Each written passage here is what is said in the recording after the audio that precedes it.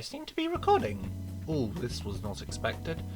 Okay, how does one start a YouTube video without it sounding too, what's the word? Cringy. Like just, hello, what's up, greetings. Alright, I'm just not going to bother. What was I going to do? Oh yes, so, the name's Sophia, or Ice Cream Mel, well, whatever, I don't care. So, basically, I like politics a lot, and hopefully this year we should be having the general election. One hopes. So, as for when the election is exactly going to be held, it's, yeah, okay, we don't know that either, but you know what? Given that everything that's been going on, I think we have to say that the Conservative Party at the moment is doing absolutely brilliantly. I mean, look at Rishi Sunak's sky-high approval ratings, the 5 leaders in 13 years, and all of this complete party unity with no scandals shows that the Tories should be getting another term in power with no issues whatsoever. Well, that's one perspective. Probably an outdated one. Of course, anyone that's actually looked at polling over the last 2 years will probably know that things are not as optimistic for the Tories as they would probably hope to be. So, given that 80-seat majority that was won in 2019 under Boris Johnson, it's very unlikely it's going to be kept again. But obviously, although Labour is doing really well in the polls at the moment, Tories not so well, what seats actually are going to flip? It's a big question because this will actually be the big difference between whether Labour actually can secure their majority or whether they'll be stuck in hung parliament territory. What do polls suggest, and basically what is going to happen on the electoral landscape? Now, admittedly, there's a lot of seats. I think a lot of us won't know about seats unless we actually live in them. So I thought, why don't we rank them all? Like, tier list. That's not a tier list, I don't know what that is, that's my hand, but what would a tier list look like? What would it look like with every single seat? And which ones could Labour win? Which ones could the Lib Dems win? Which ones will stay Tory no matter what? So I decided to create this little thing. That probably wasn't very well timed, was it? Oh, no, I have headphones now. Save them for later. So as you can see, there is a lot of constituencies, and this is probably going to take a while. This doesn't include any of the Scottish ones. This is basically the English ones, and essentially I've ranked it. I mean, come on, this isn't exactly the most spicy thing out there, but I mean, come on, like, I need to make this less boring than it already is. There are just some things in life that you cannot make sexy, no matter how hard you try. Bit like the Tories trying to win the election. I need to stay neutral here. This is for the terms of balance. I think I need to make sure that maybe the Tories have a chance, maybe they don't. That's sort of what we're going to ask. But initially, we've got all the seats here, and there's no script. There's basically, as you can probably tell, I have no idea what I'm doing. Well, I do, but for the most part, these seats are going to be ranked essentially on how it is likely that one of either Labour or the Lib Dems are going to take them, or possibly other parties as well. Basically, it's going to be the case of, will the Tories hold on to this seat or not? There's going to be a bit of science in here, a bit of the history of the seat, bit of knowledge on here. Obviously, I'm not from absolutely everywhere, so I won't be able to discuss everything, but so for a lot of this, it's just going to be good old science and good old vibes. What could possibly go wrong? So starting in everyone's favourite northern city called London, we got a few, obviously Labour's already fairly strong in London. I think most people probably know that, to be honest, but we got a few seats here at the moment, and let's have actually a fairly, this one. That one I'm sure many people are familiar with, Uxbridge in South Iceland. Boris Johnson's old seat that the Tories managed to hold on recently in a by-election. Now, it is important to note, though, for the by-election that, as a lot of people will know, Tories and Labour came to the same conclusion that ULEZ was a big thing that was why the Tories survived in the by-election. And even then, it's got to remember that the Tories, they didn't exactly win the by-election by a lot, though. So I think it's safe to say that we could probably put, I think, Uxbridge as our first one and likely. I think that it's not really going to be the case that the Tories hold this without a big wedge issue like Uxbridge. Moving on though for some other Hillingdon seats, so if Labour couldn't get the Uxbridge by-election, then there's just no way I think they get Ruislip, Northwood and Pinner. I don't really want to put it under super safe because it's not really super safe, but if Labour were wanting to take Ruislip, Northwood and Pinner, you'd want to make sure that they actually win Uxbridge in that by-election, and they didn't. Uxbridge will probably be close even in the general election, so there's no way that one with about double its majority is going to probably flip Labour. Moving on to some other ones, we've got... So, Harrow East is another interesting one. It's about an 8,000 Tory majority currently. It was about a 1,000 majority back in 2017, but there is, I think, a few issues here with locally as well. This will be a common occurrence with a lot of these seats, is that a lot of local elections can be an indicator for where if a party's going to gain a seat or not. Not always. And I think, to be honest, one big exception is here with Harrow East. I think I've seen a lot of people that are quite sceptical of this one flipping, and it probably won't flip by much, but I think I'm confident putting it next to Uxbridge and likely. I think how small the 2017 majority was, and the fact it's probably got a more unstable majority than Uxbridge, that probably makes me think that will flip. And speaking of seats that have probably fairly unstable majorities, let's look at some of the Barnet seats. Hendon I'm tempted to put in marginal, and I think probably Chipping Barnet as well. Labour should get these easily if they want a majority. In fact, they need both of them. Labour's never had Chipping Barnet before. Now, Chipping Barnet's majority is only about 1,000 at the moment, so it's not exact. So, you know, it looks small on paper, so I should probably put it in extreme marginal, but Labour's never really had it before. There's probably going to be a bit of uncertainty over the seat, but enough, though, that Labour should win it. As for Finchley and Golders Green, so there was a bit of a tactical voting cock-up here in 2019. Lib Dems went after the seat quite heavily, which was bizarre, if we're being honest, because in 2017, Labour was 1,000 votes away from getting the seat. They've had it in the past during the Blair years, and the Lib Dems barely even held their deposit, which was, didn't really work out very well. To say the least, though, I think the Lib Dems are going to probably not go after it again this time, though. It's a seat with quite a high Jewish population. Obviously, this was around the time when Labour had a lot of issues dealing with anti-Semitism, so that could possibly be a reason why it didn't flip as much, but I'm still going to put it under likely as well. I think Labour should be able to... I might even put it under marginal. Yeah, I think, to be honest, it's a seat that Labour definitely need if they want a majority, so we'll stick that there. Looking in more bits of central London, Kensington's got a tiny-ass majority. Again, I don't really want to put it in extreme marginal, so I'm going to stick it in marginal again. Boundary changes, I think, do help the Tories slightly, but not much, if we're being honest. And then two cities, or cities of London and Westminster. Probably the same as well. I think, again, it's another one similar to Finchley where the Lib Dems went after it for some bizarre reason. And again, it's not like Chipping Barnet, it's also never really voted Labour before, even during Tony Blair's time. That'll probably change, though. I mean, Labour taking Westminster Council probably was a good start for them, so I think that there's a good chance that Labour takes this. For a seat they probably won't take, though, Chelsea and Fulham, it's... See, the thing with Chelsea and Fulham is that, on paper, its majority is quite small for what Labour's targeting at the moment. It's Greg Hansesy. He was the Tory party chair for a few months. Those in political circles would probably know who he is, to say the least. And he's not really going to be going anywhere. There might be a vote from Labour to try and get him out, but it's not really worth it. It's a Chelsea and Fulham, quite a rich constituency. It's quite a high-end one. Normally votes Tory. That end of Chelsea is going to be very difficult to overturn.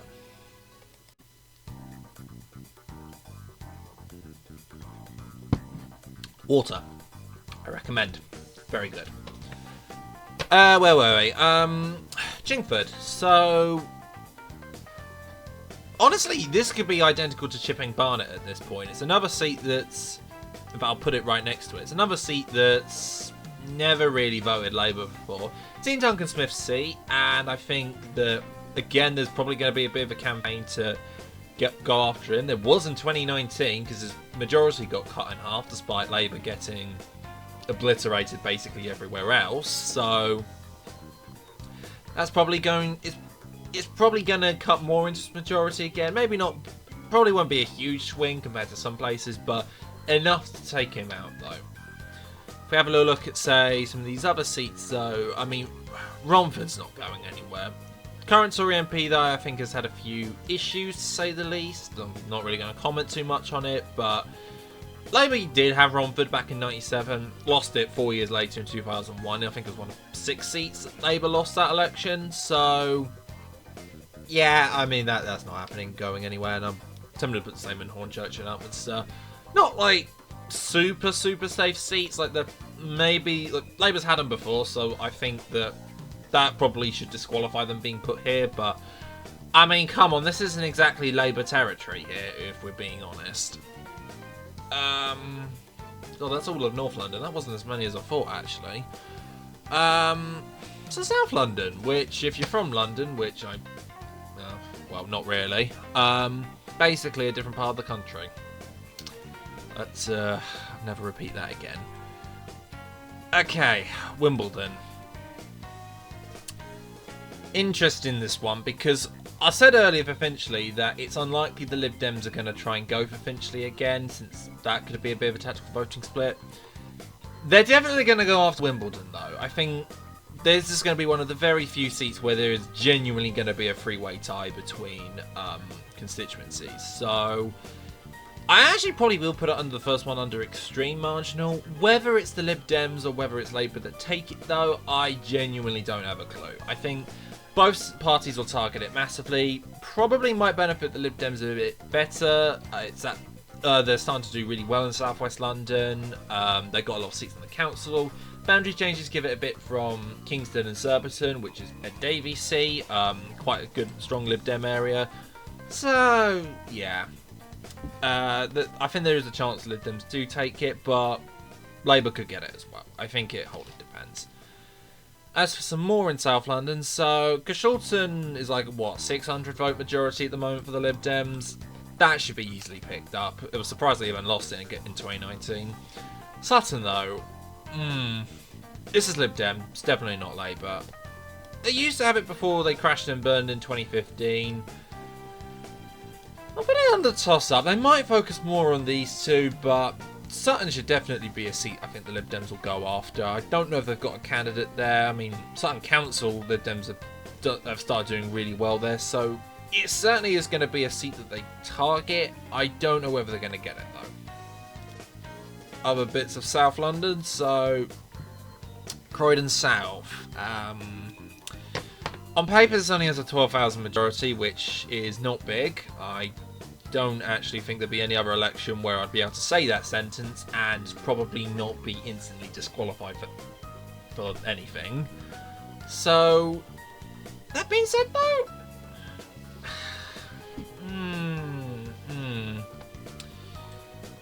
I'm going to stick it under toss-up. 12k, I don't think I can really put it under unlikely, but I'm not super confident Labour's going to take Croydon South.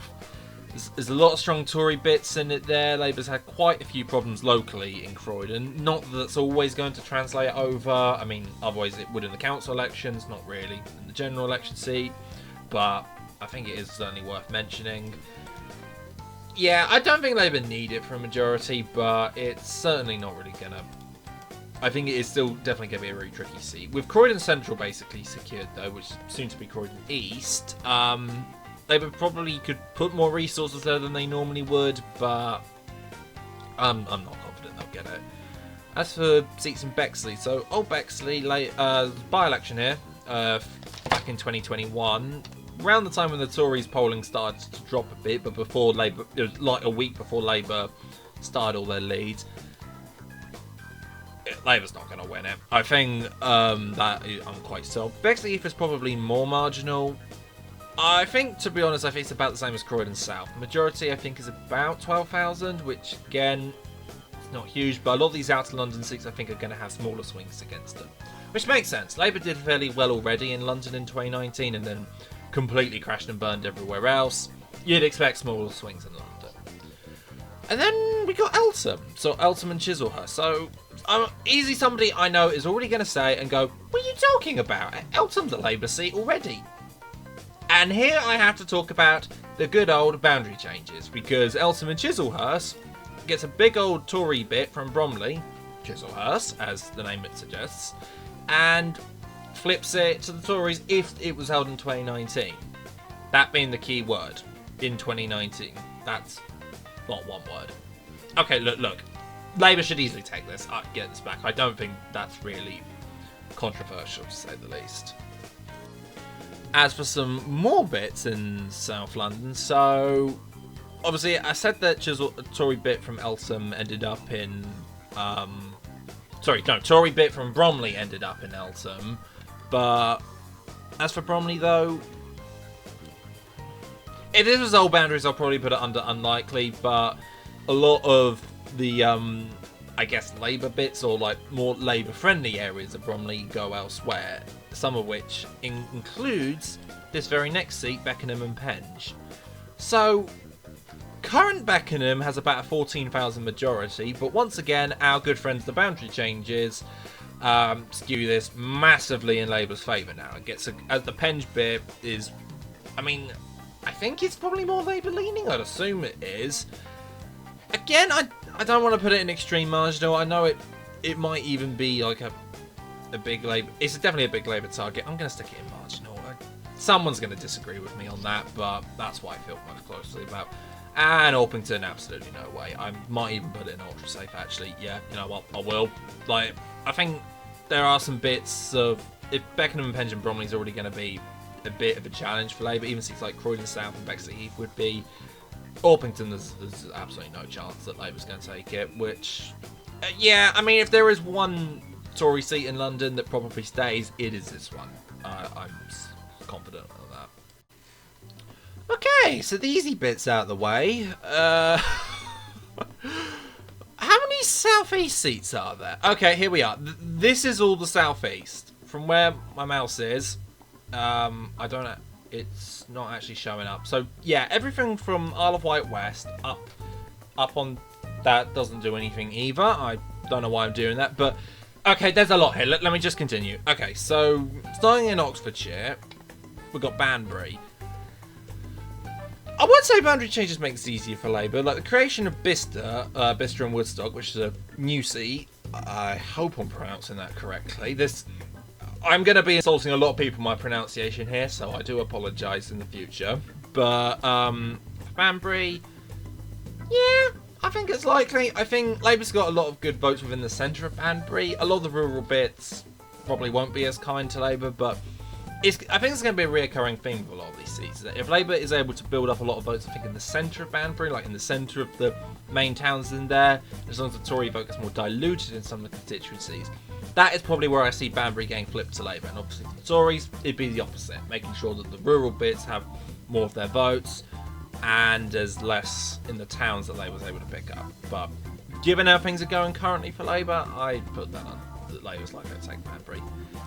Bicester and Woodstock, though, this would probably be a Lib Dem seat, if we're being honest. Toss up. I think Lib Dems could take it.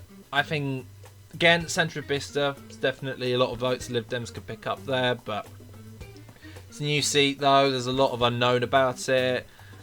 I'm not 100% sure, really. And I think, whilst I'm on the topic of Lib Dems gaining seats, I think Didcot and Wantage, I think, is a very good one that Lib Dems could take. Vale of Whitehorse Council, which has about half of the seat. The other half is South Oxfordshire. Lib Dems have both councils now, the former of which they wiped the Tories out of there. So that, I think, is pretty good. And Henley, I'm not as confident on. Henley and Thames, but I think that is possibly likely as well. Whitney, though, David Cameron's old seat, by the way. I'm not as confident in the Lib Dems taking this. In fact, I'm tempted to more put it under safe, actually. It's definitely drifted more towards the Lib Dems over time. Like, when Cameron was the MP here, it was very, very safe Tory, but Lib Dems have definitely gone through there a bit more. I'm not convinced that they've done enough, to say the least. Okay, everyone's favourite city. I don't actually know how Milton Keynes got city status. I mean, people from Milton Keynes, not me. Maybe they know how, but we got 2.5 seats that fall under Milton Keynes, and to say the least, Labour 100% needs both of them, and I think probably Labour will get both of them as well. Milton Keynes Central is about... it's sort of the successor seat to Milton Keynes South. It's got about half of it plus excess from Milton Keynes North, so if Labour wants a majority, they 100% need them, and it's probably most likely that Labour will take them both. As for Buckingham and Bletchley, though, this... Okay, so Bletchley's the southern end of Milton Keynes. It's quite friendly to Labour at the moment, at least. I think it's probably where Labour will get most of their votes to constituency. In the other, a lot of the other bits are quite rural, though. Like, I mean, the towns of Buckingham and Winslow, which are two towns that appear in the constituency, bit more rural, so they'd probably be more likely to lean Tory. Labour could definitely squeeze some votes there in them, though, and I think that's probably what's making me think that Labour probably will take Buckingham and Bletchley, though. I'm pretty confident they will. Not super confident. If it went Tory, I'll eat my words, but I think there is a chance that Labour can win this. Where they won't win, though, near Buckinghamshire.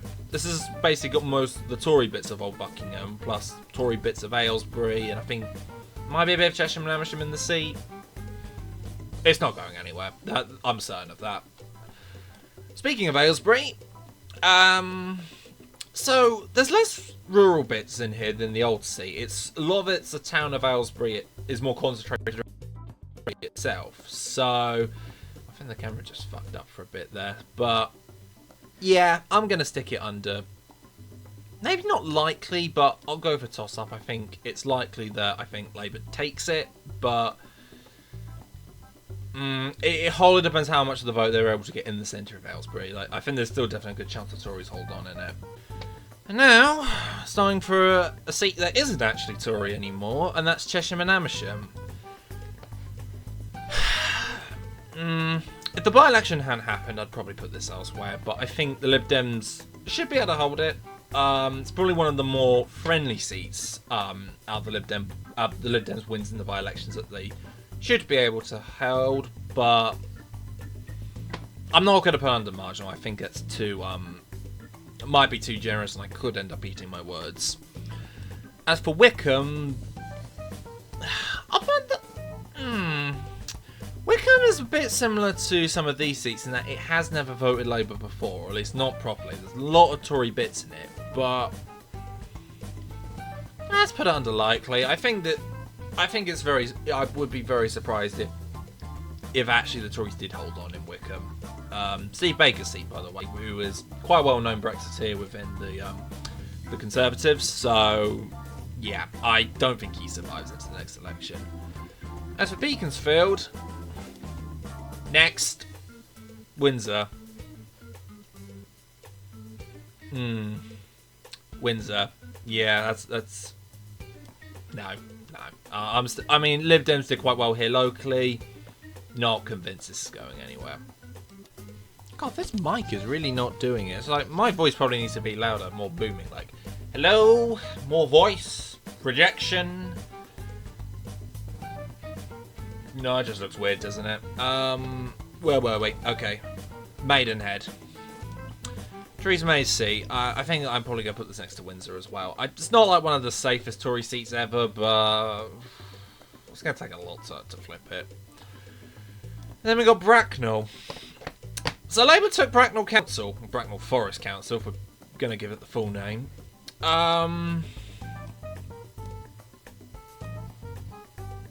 I don't think the Labour's good success there locally is going to be repeated. I think there was a lot of tactical voting. There was a lot of wards. I think that Labour and the Lib Dems were quite clever about in Bracknell. I think that'd be very difficult to replicate in the actual general election. I think the Tories actually even had the popular vote here locally, so that's going to struggle a bit. As for Wokingham, it's a big Lib Dem target. This. Not like a huge one, so I'm going to stick it under toss-up, but yeah, I don't know. As for another sort of Wokingham seat, this is it's part of Wokingham. Early and Woodley, brand new one, this one. Sort of leftover bits of Wokingham, plus bits of Reading as well, sort of like on the outer strips of Reading. There is a strong sort of Lib Dem base here locally. They might try and target the seat a bit. This should still be Labour's though to go. It's got about, I think, an estimated 8,000 majority, so this I think should be one that Labour picks up, if we're being honest. And then, ooh, okay, so obviously the boundary changes did a lot of things for both the Tories and Labour, with a lot of creation and destruction of a lot of seats and a lot of changing of seats. If there's one seat that I think probably got the most harder for Labour to win in the general election, it is probably Reading West, or Reading West and Mid Berkshire. The seat looks absolutely disgusting geographically, because it's one of these weird ones where Newbury's too big to be one constituency, or at least the old Newbury was, so they've got about the eastern half of West Berkshire Council, and as the name implies, the western half of Reading. It looks absolutely atrocious, but where's it going to rank? I'm going to put under toss-up. I think Labour should win it, if we're being honest. I think there's a chance that if Labour can do well in the Reading area of the constituency, because in the rural bits in Mid Berkshire, not really a chance. And to be honest, Newbury, which I might as well do now actually, and which I'll probably put under the same tag for the Lib Dems, that is sort of more their territory. Whereas I think Labour would really have to eat down their votes in Reading West. If this was old Reading West constituency, I'd like stick it in marginal easily. But we're not at that stage. We're at this brand new seat, which, as I say, it's not likely, I think, to be the easiest for Labour to win. Not saying never. I think Labour do have a good vote share here, but I'm not going to put any money on it. Okay, now we've got Surrey. I've spent too long looking at some of these seats already. Let's rush through some of these. So most of these are going to be Lib Dem. Eastern Walton, I'm going to stick onto marginal. This was Dominic Raab's seat. He's standing down. The Lib Dems put up a massive campaign here to get rid of him in 2019, which was sort of a vain because Raab survived.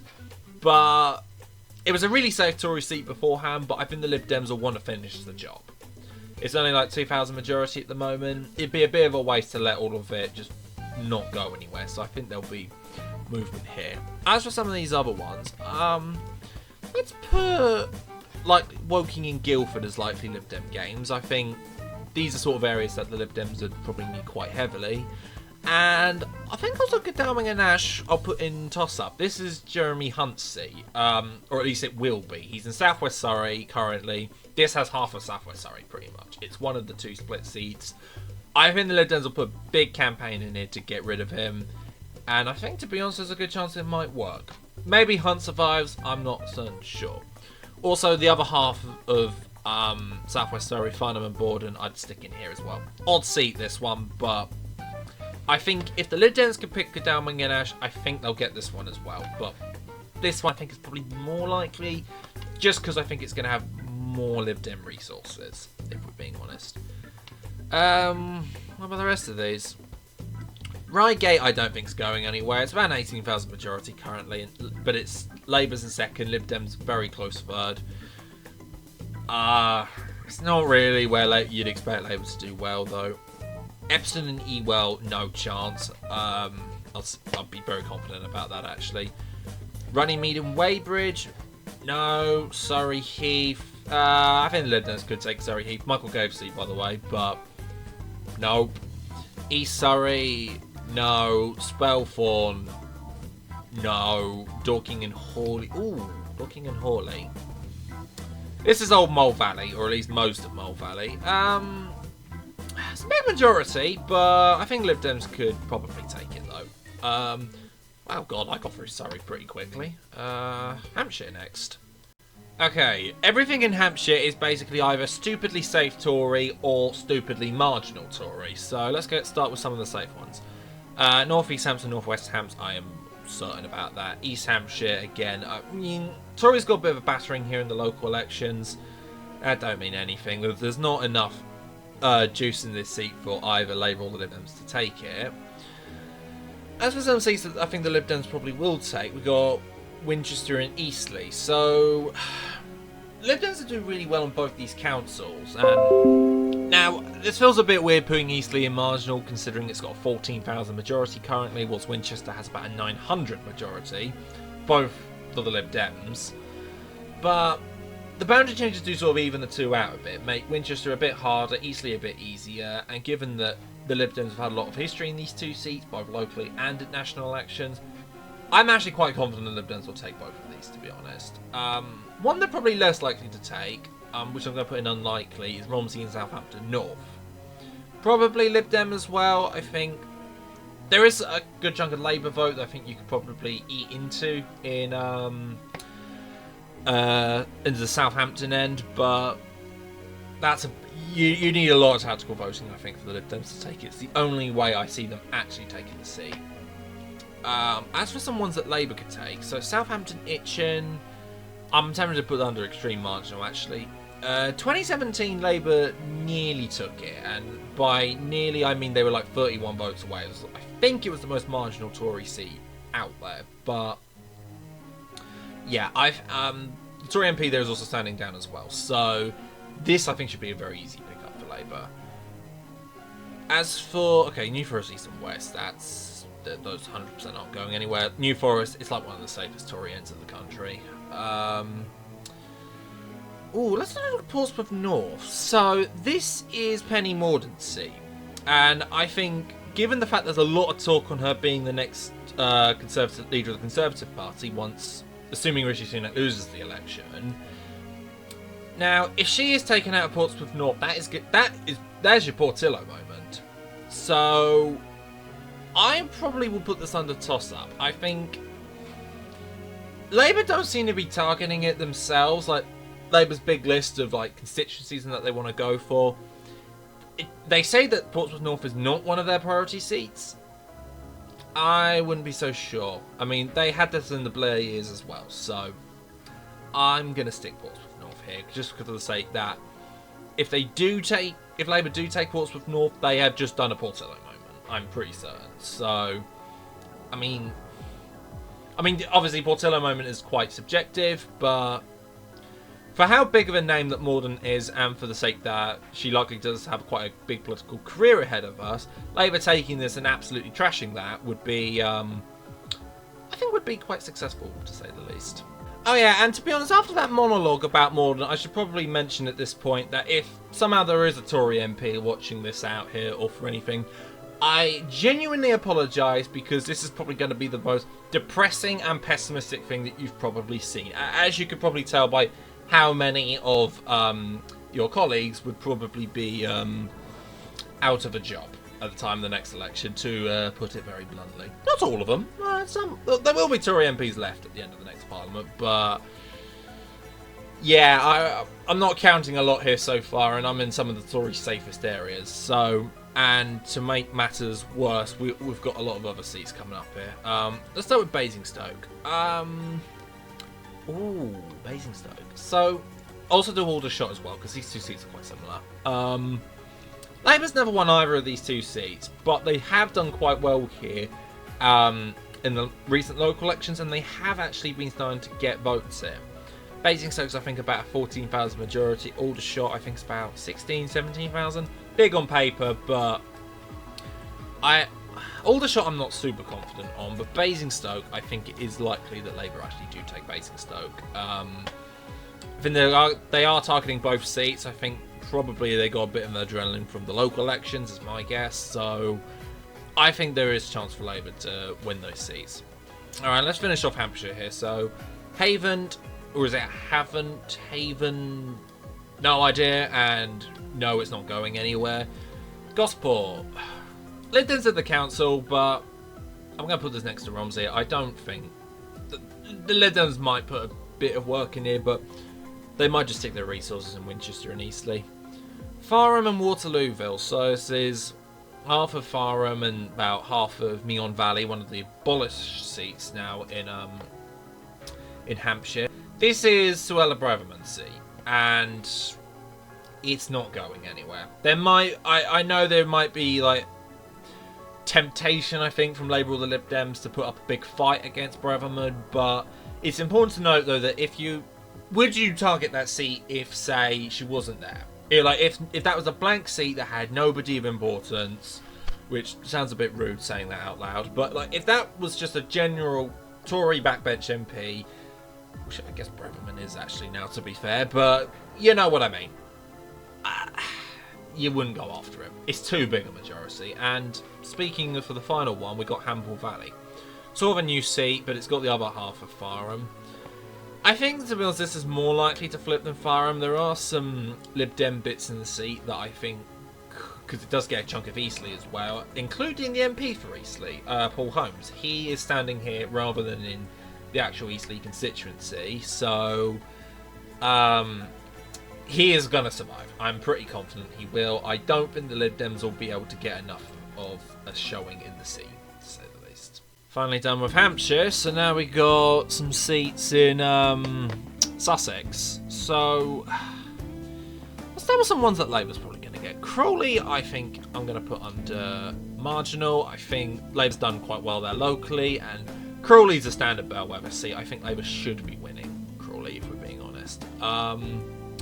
East Worthing and Shoreham, I think, is probably just as likely as well. Again, it's a number of seat Labour's never really won before, but it's got about a 8,000 majority at the moment. Labour need it if they want a majority, and I think they're half aware of that.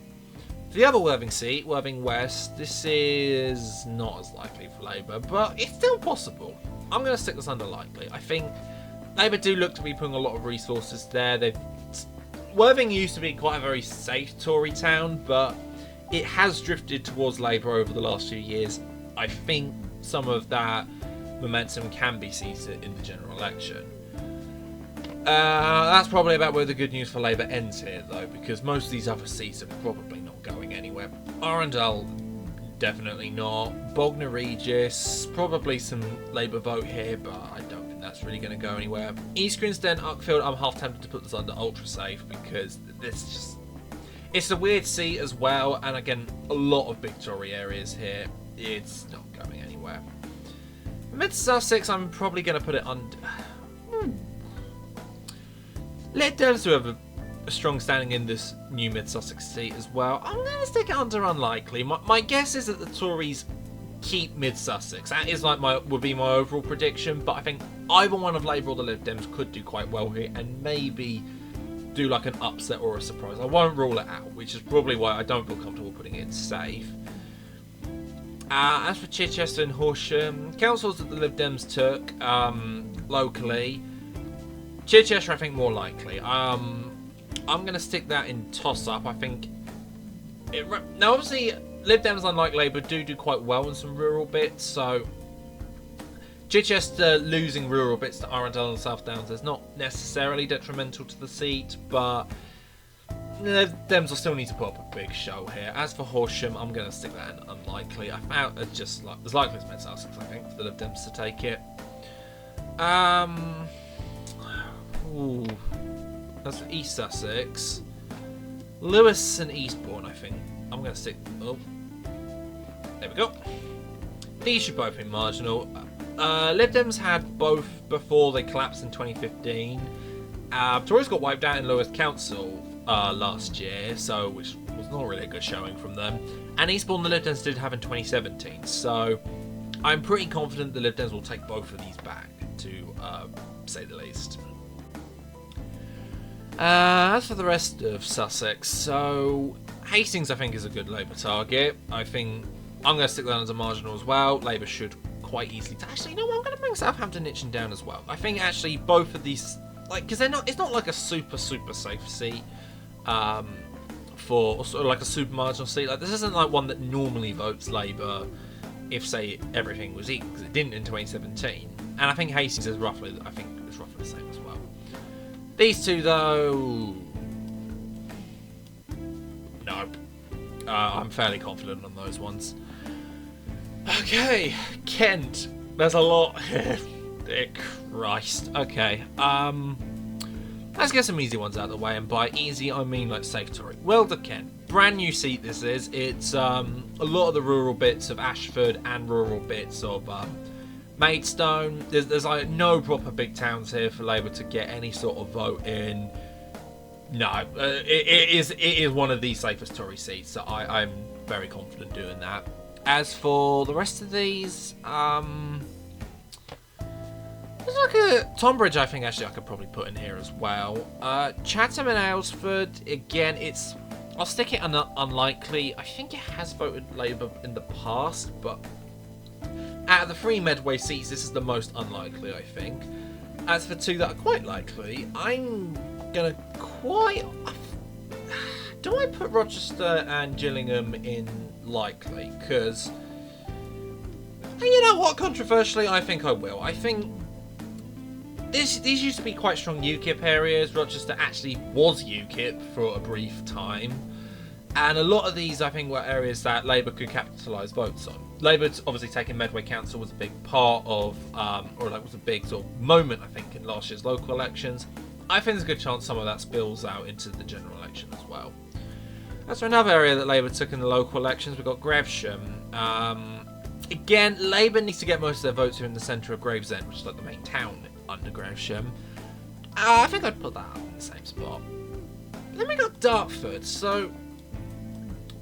Ooh. Dartford. Nice place, actually, Dartford. I mean, maybe not everyone's going to agree on that, but I've been through there a few times. Nice crossing, actually, and also, big bridge. Big fuck-off bridge. I do like a big bridge, to say the least. Where was I? Okay, so this... Tories survived really well here in Dartford Council. I think... Now, I don't know if the Tories are quite well liked there locally. There's a good chance of it. Obviously, it could also be because of ULEZ. That was still a big issue at the time with the locals. And obviously, Dartford is not in London, but it borders it. It's right next to it. So I imagine there is a lot of... That probably could have been a big issue. Will that all make sense then for the general election? See, I'm not so sure it will. Dartford has generally been considered to be a very typical bellwether seat. Whoever wins Dartford usually wins the election. Do I put it under likely? I'm going to, but I'm not super confident. Actually, they do win it. I say maybe not so as Gravesham, but that's only purely on what happened on the local results. If I take those out of the equation, it does look like a seat Labour could probably win. And as for seats that Labour can't win, Sevenoaks, yeah, that's not happening. Maidstone, Maidstone and Malling as it is now. I think that... I'm not super... Maidstone, I think, is the largest town in Kent. Constituency loses a lot of its rural bits to this old beast here, Weald of Kent. So, yeah, I think it is likely that Tories do keep Maidstone, but maybe the Lib Dems go surprise here. I don't know. Lib Dem surprise. Say what one place they could do is Tunbridge Wells. Again, probably going to stick that under safe as well. Not super confident that the Lib Dems would take this. They do fairly well there locally. It's your very Tunbridge Wells is your very stereotypical Tory seat. I mean, it's quite a well-off place. It's in it's sort of semi-rural. If the Tories lost this, that generally would be a very big surprise, I think, for the election. Not so much so that I think I can put it in ultra safe, but yeah, I think Tunbridge Wells is safe for the Tories. This is probably being a bit more choppy than I wanted it to be, but you know, what can we do? Let's clear the rest of Kent up here. So Sittingbourne, I'm going to put under unlikely. Labour's had it in the past, but it's a big fucking majority there at the moment. I think Labour will take a lot to get to overturn that. Faversham, not confident that anyone's going to win that other than the Tories. Ashford. If this was the old Ashford seat, it'd be one of these two, easily. But because it loses so many Tory bits to our good friend Weald of Kent here, I think there's a good chance that maybe there is an outside chance that Labour takes Ashford. It gets some of the excess bits of Folkestone and Hythe as well, which it does take us some Tory bits of Folkestone and Hythe, but yeah, I think I'm not going to rule it out. I think there's a good chance Labour could get Ashford, but not super likely. I think it's more likely the Tories hold it than don't. And I'll probably put Folkestone and Hythe in there as well. again, not too super comfortable. After some seats actually that Labour could win, we've got Dover and Deal and we've got East Thanet. So Dover and Deal I'm actually going to stick in, I think, I'm just going to put under marginal, quite controversially. And for East Thanet I'm going to do the same. So I put East Thanet, I think East Thanet's more likely than Dover and Deal, but the boundaries here actually look a lot better. This is one of the few cases where the Boundary Commission were actually sensible for once. I mean, no disrespect to my good friends at the Boundary Commission, but like this actually I think made a lot of sense for what they did with these seats, or at least with East Thanet definitely. But this chucks a lot of the sort of Eastern Thanet towns all together, like Margate, Broadstairs, Ramsgate. They're all in here. Whereas I think Dover and Deal, I mean Deal is added to the constituency name. It was always part of the old seat. Those, I think, they were always going to be pretty big Labour targets. Labour took both councils as well, with most of this seats in Thanet Council being in East Thanet. So there is certainly room there for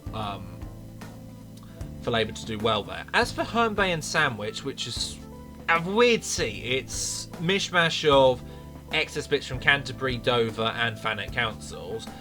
It's also got a lot of the Tory bits though of all three of those councils, and for that I think I'm going to stick... Do I stick in safe or unlikely? There is definitely some spillover here, and I do know a few people in the Herne Bay and Sandwich area that probably think that Labour could win it. I don't think I'm one of them though. I think we'll probably have to say at the moment I think it's likely the Tories hold on to Herne Bay and Sandwich. That is my projection. Melt's projections or whatever you want to call it. I don't know. Just Herne Bay and Sandwich. Bacon sandwich. Or water. Can't go wrong with more water. Speaking of water, look at two constituencies entirely surrounded by it.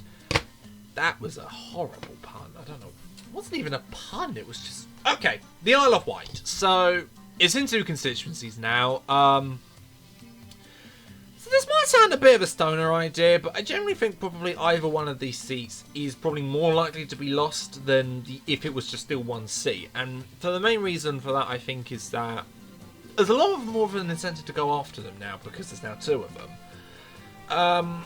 Roughly, I think each of them would have about 11,000 majorities, but that is a little bit misleading because these two seats are technically considered protected constituencies under the Boundary Commission, so they're a lot smaller than essentially everything else here on this chart. So for that, I'm going to stick them both under unlikely. I think if this...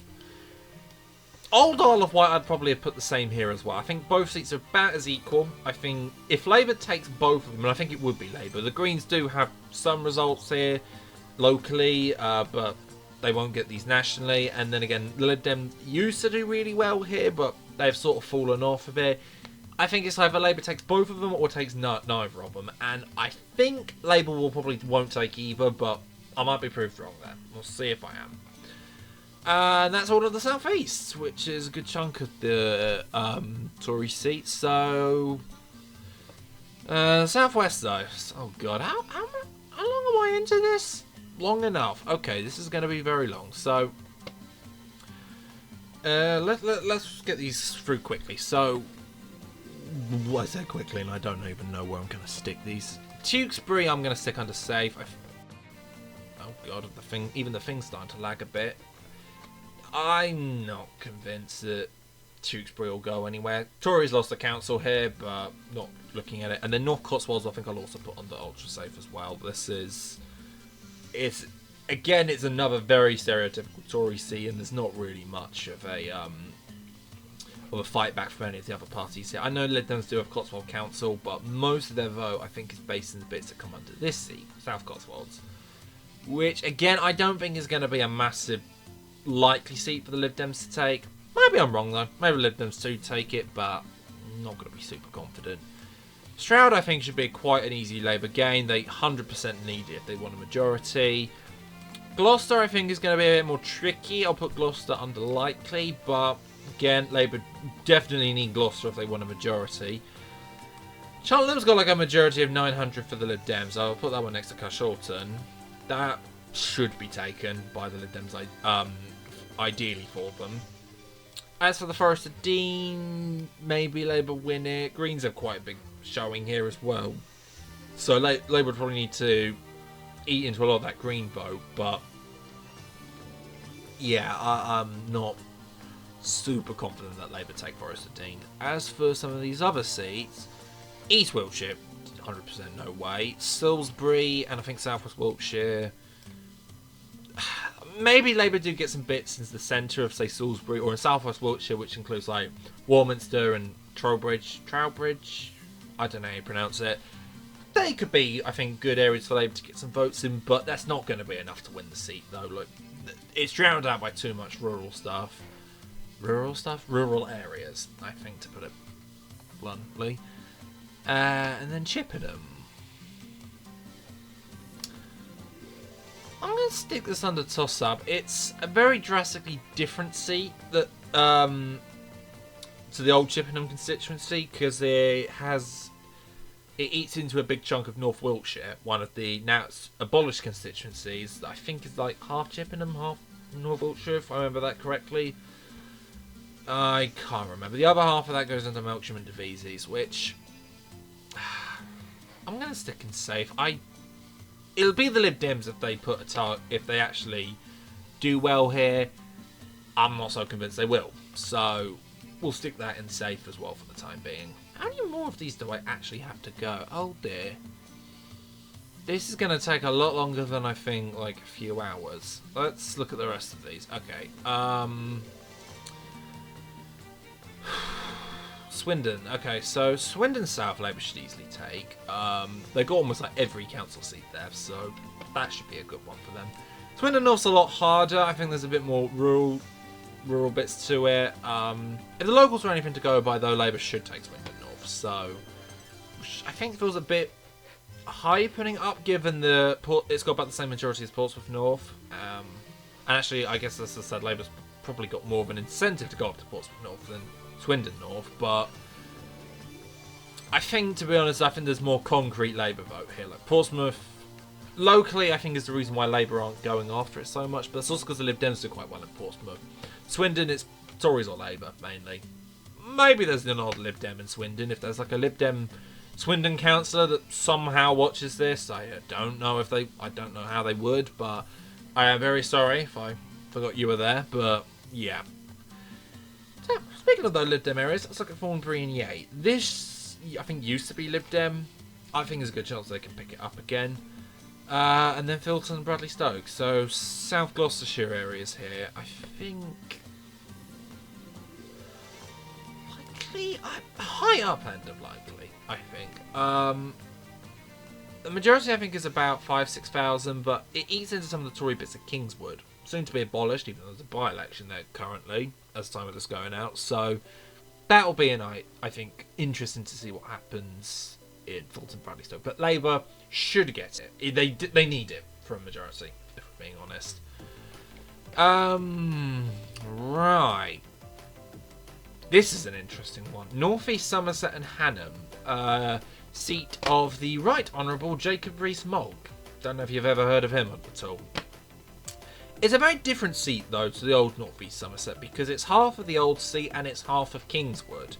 Mainly Tory bits of Kingswood. So I think that is going to be something that gets in Labour's way. That being said, though, Labour is probably going to put a bigger campaign and target here. I do think Labour, not the Lib Dems. The rest of Somerset is probably going to be Lib Dem, as I'll get onto. But there is going to be a big campaign here, I think, to get Jacob Rees-Mogg out.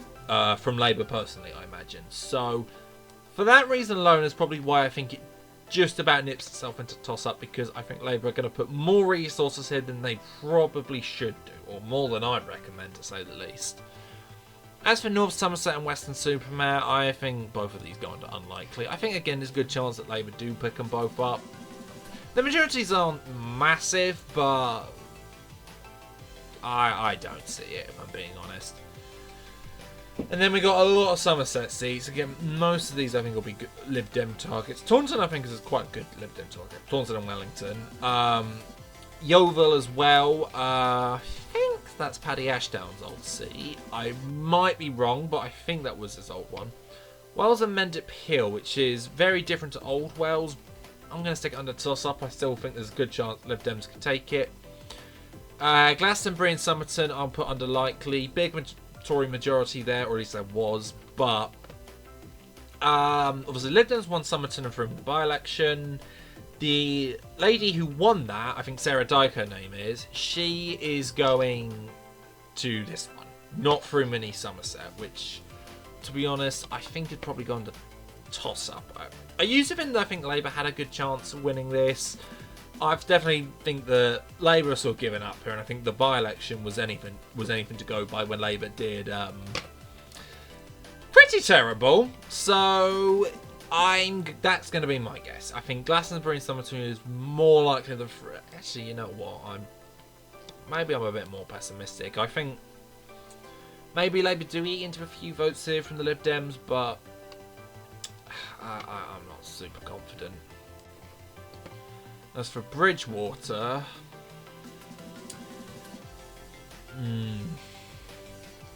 unlikely as well. I think... If this was the old Bridgewater and West Somerset, it'd go under like one of these two easily. But a lot of the West Somerset end, which is very, very safe Tory, goes here in Tiverton and Minehead. And I think Labour does have a chance of getting a lot of the bits of Bridgewater that fall under the actual town itself. Maybe I'm wrong. Maybe I'm not from Bridgewater. Maybe someone from that end of Somerset will probably be saying to me, look, that is definitely not what this constituency is like at all, in which case I'll be like, okay, I'll take that word instead. But from my vibe guess, I'm going unlikely. That's my final answer. Speaking of Tiverton and Minehead, again, it's got Lib Dem potential. I don't think the Lib Dems are really going to go after it. It's a weird seat again. It's essentially West Somerset plus Tiverton, which is one of the main towns in mid-Devon. It's got about a big chunk of that in as well. So it's a weird mishmash seat, which, as I say, mishmash seats I think are the trickier ones, I think, to predict. But yeah, it's working what you can do with those. As for these other seats in... oh wait, hang on. So now we got Dorset. Okay, let's think these through. North Dorset, I don't think it's going to go anywhere. A lot of these rural ones are not really going to have Labour's vote. Like West Dorset could be a Lib Dem target. Not one I'm very confident that they'll win, though. Now, we do have local elections coming up in Dorset this year. That might tell a different story, but as far as and the Tories are most likely certainly to lose Dorset Council. They've got a majority, I think, of about 1 or 2 currently, and that was last up in 2019. So, yeah, if the locals of last year were anything to go by, Tories are probably going to take a battering here. Let's think of some more seats. So, Mid Dorset and North Pool was one the Lib Dems used to have, much like Wells actually. So I stick that under toss up because I think maybe the Lib Dems do take it back, more likely than West Dorset in my opinion. Some people might disagree with me on that, but I think there is probably more base, I think, for the Lib Dems to win in Mid Dorset. And then we've got South Dorset. So Labour used to have South Dorset. It was, I think, the only seat. Labour ironically didn't have it in 97 but did in 2001. One bit of trivia there. But see, I don't think Labour... I could put it under toss-up, but the issue is, though, is that you've got the town of Weymouth in South Dorset, which is... That's where Labour's going to get most of their votes. It's also where the Bibby Stockholm is as well. So if immigration gets put as a wedge issue there, that might be able to do something. I don't know whether that'll be to Labour's advantage or not, though. But the issue that you've got, though, is that the rest of South Dorset, sort of like Purbeck area, that Labour's got nothing there. So that's probably why I think if Weymouth was like a constituency in its own right, I'd probably say Labour takes it. But there's a lot of rural Toriness in that end of South Dorset that I just don't think Labour's going to flip.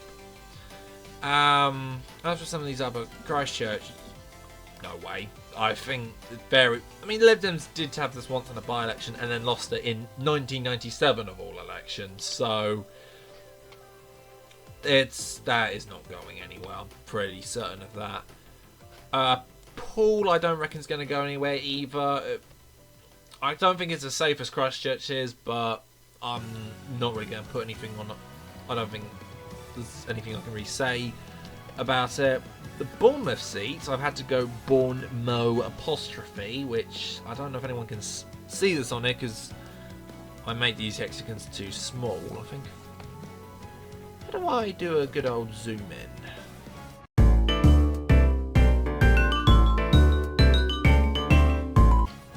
There we go, zoom in complete.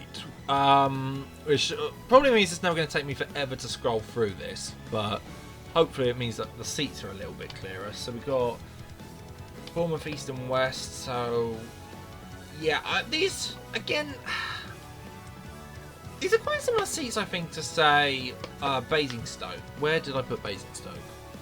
Why can I not find... Oh, there it is. Yeah, similar majority. I mean, the Bournemouth seats actually, I think, have a smaller majority, but there are a lot... Actually, no, it's actually pretty easy working in Shoreham. So, you know what? I changed my mind. Let's put them in marginal. I would definitely need both seats to get a majority, even though they've never actually won either of them before.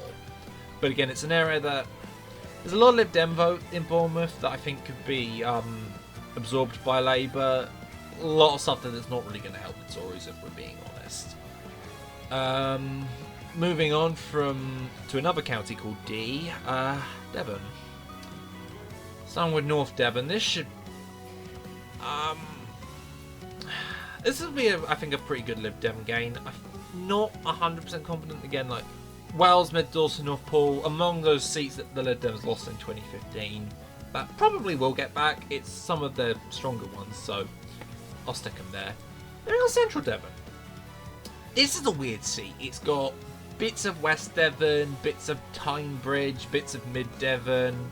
Might even have a bit of Exeter in. I'm not 100% sure.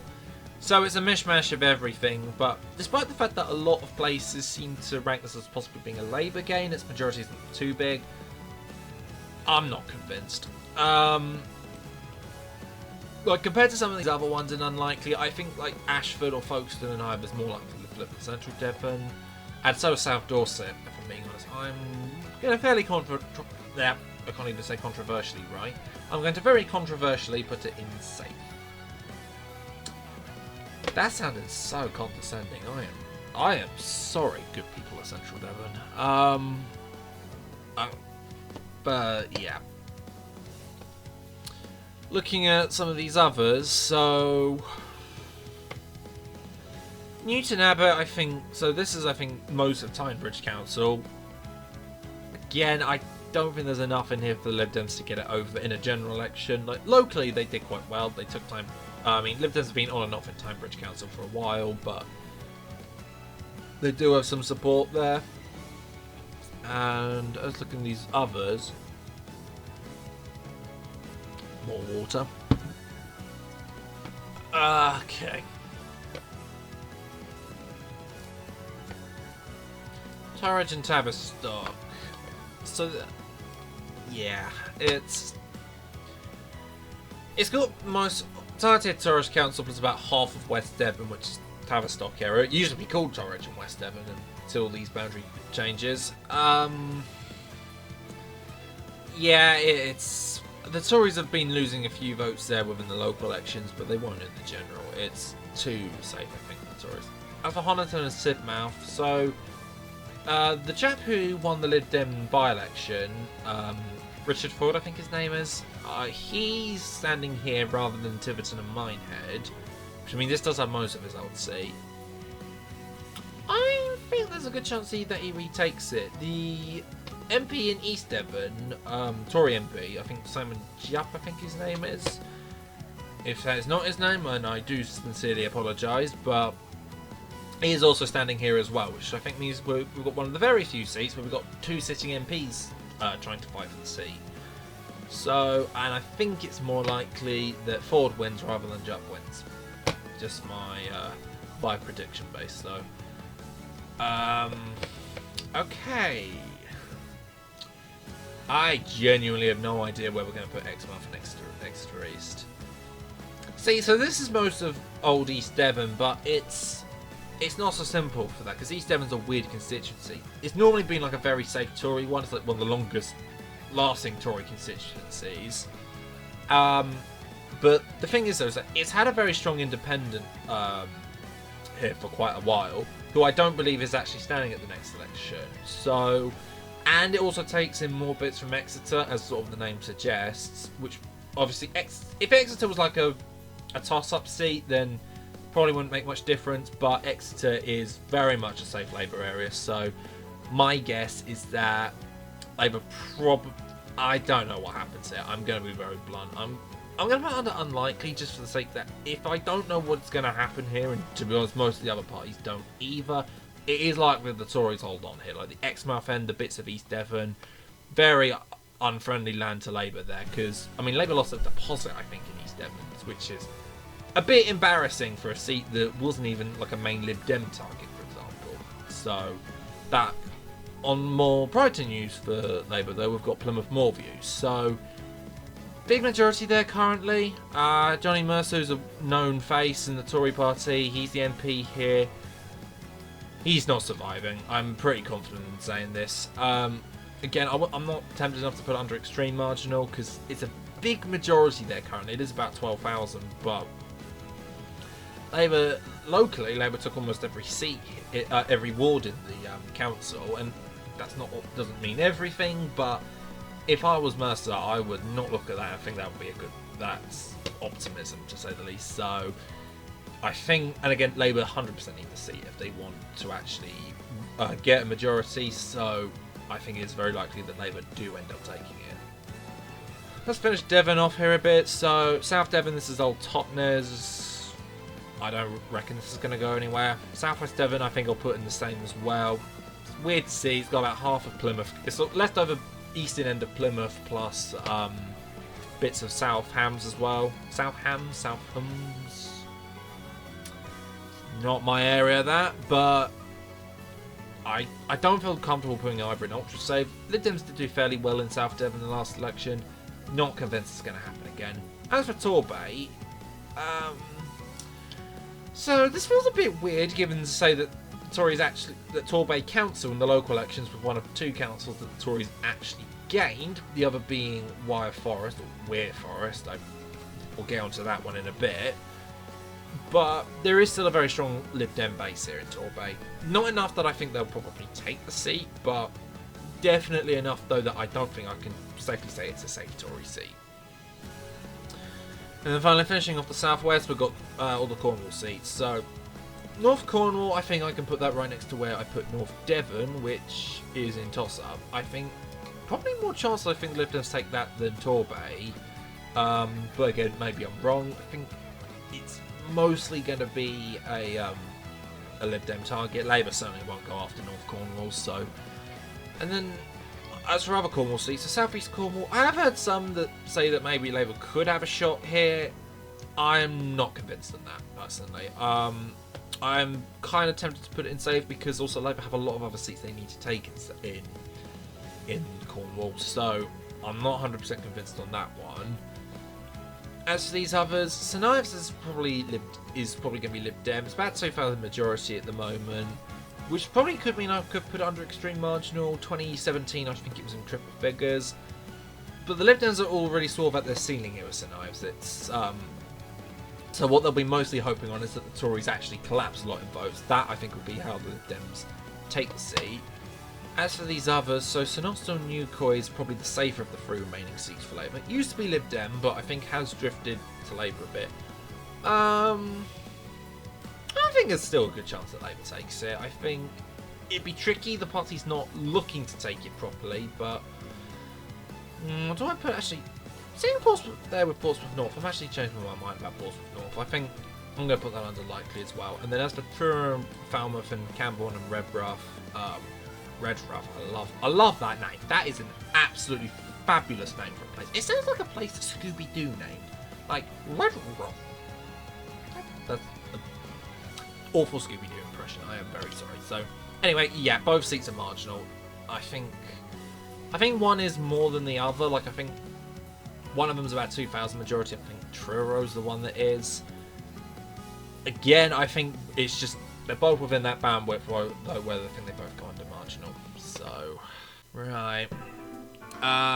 Yeah, so we're still not done with all the main Tory seats. There's still a fuck ton of them left, but like I say, there's almost certainly no one's going to watch this the entire way through. There's probably someone who's clicked here and it's just be like, I just want to look at the seats in East Anglia because I live there, which actually is where I live, but you know, I'm not the only person who lives around here.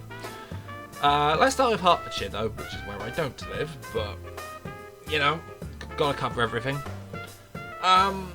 Watford should be a nice, easy Labour gain. I'll stick that under marginal. Lib Dems have always done quite well here locally. They have the council. Labour's the main opposition in the council, and the Tories have nothing. But those results have never translated over to a national election. I see no reason why they would again.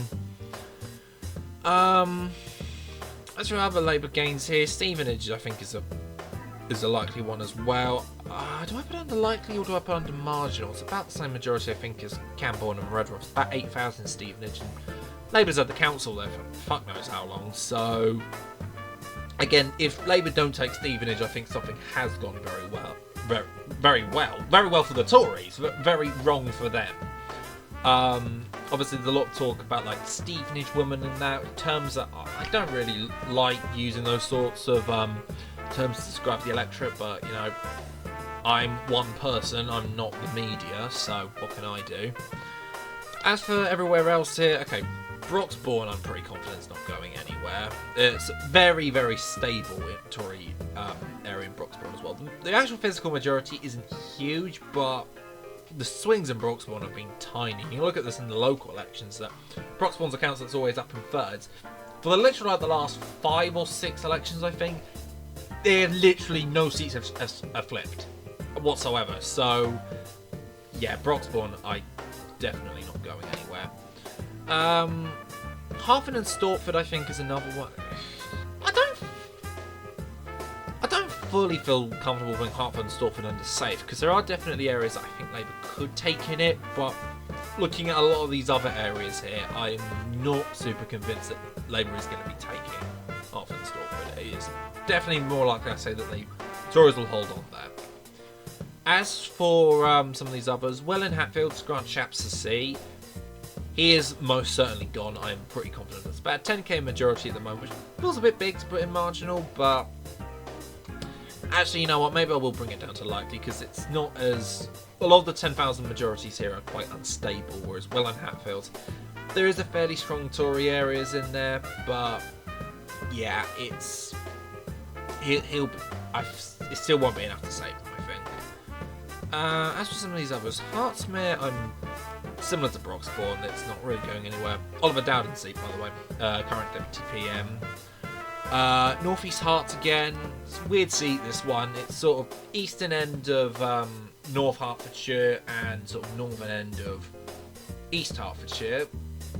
Yep, confusing, I know, but there are possibly some bits here in Labour that get, actually, you know what? I'll put it next to Hertford and Stortford. I think it's just a lot of rural bits though. Although, well, Labour does seem to be doing well on North Hertfordshire Council these days. Speaking of which, the main seat of North Herts Council is this one, Hitchin. It's a very different seat to the old Hitchin, Harpenden, because it's essentially the western half of North Herts Council plus some bits in Bedfordshire as well. Stick it under likely because it's big majority there currently, or at least it's expected to. The Lib Dems do seem to be having a bit of a poke at this one. I don't think that's a really good idea for them, because I think Labour would be the ones to go for Hitchin. I think they're a bit more comfortable there. Where I think the Lib Dems would be better though is in the other half of the broken up seat, and it's this one, Harpenden and Berkhamsted, which I'm tempted to put under toss up, because for a similar case as a lot of these other seats here, it's big majority there. I think it's actually bigger than say like North Devon's one, but I think it's still a very good chance the Lib Dems could take this, but say it wholly depends how well the Lib Dems do, which is probably why there's so many in. How many under toss up here are probably Lib Dem seats? Sutton, Bicester, Henley, Wokingham, Newbury, Godalming and Ash, Farnham and Borden, and these two. Yeah, they're all Lib Dem seats, so it's basically entirely going to depend what happens to the Lib Dems on general election day. Finishing off Hertfordshire, South West Herts. It's changed a bit to be that of Three Rivers Council, which is where the Lib Dems have always done quite well in. Not super convinced that they'll win it though. And then Hemel Hempstead. I'm going to stick this under likely. Big majority in Hemel Hempstead though. I think boundary changes are a bit easier for Labour because I think there are some rural bits that are lost to Harpenden and Berkhamsted, but I'm not sure if Buckinghamshire fell under this old seat or whether it falls under old South West Hertfordshire, but either way it's not there anymore and this should be within Labour's favour. Wrong one. There we go. Rose has fallen off. Need a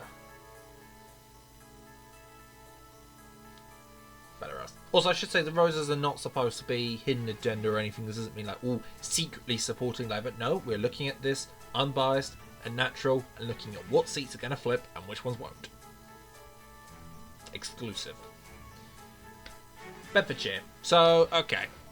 Let's get the weird one out of the way. Mid-beds. So after basically months, because think of how long that by-election took for essentially tactical voting to wonder whether Labour or the Lib Dems would be better. It turns out it was Labour when they actually won the by-election, which again, if that by-election didn't happen, it would probably end up right here. But given the fact that Labour has won it, we have also got to think though for the new seat though, because Mid-Bed in the constituency for the by-election, the three main towns within Mid-Bedfordshire, I don't remember all their names, but one of them is now part of Hitchin, the seat that literally just went ahead and did, so that is probably not going to be that much in Labour's in fact, you know what, I'm going to throw it under toss-up, because out of all the seats that Labour have won in the by-elections, and I'm also assuming that they win Wellingborough and Kingswood as well next month, that one I think is actually probably going to be the least likely that Labour holds on to. Because also I just don't think the boundary changes are that kind to Labour in the seat. Although, let's say, maybe they'll prove me wrong. Maybe they do hold on to it, but I'm not super confident.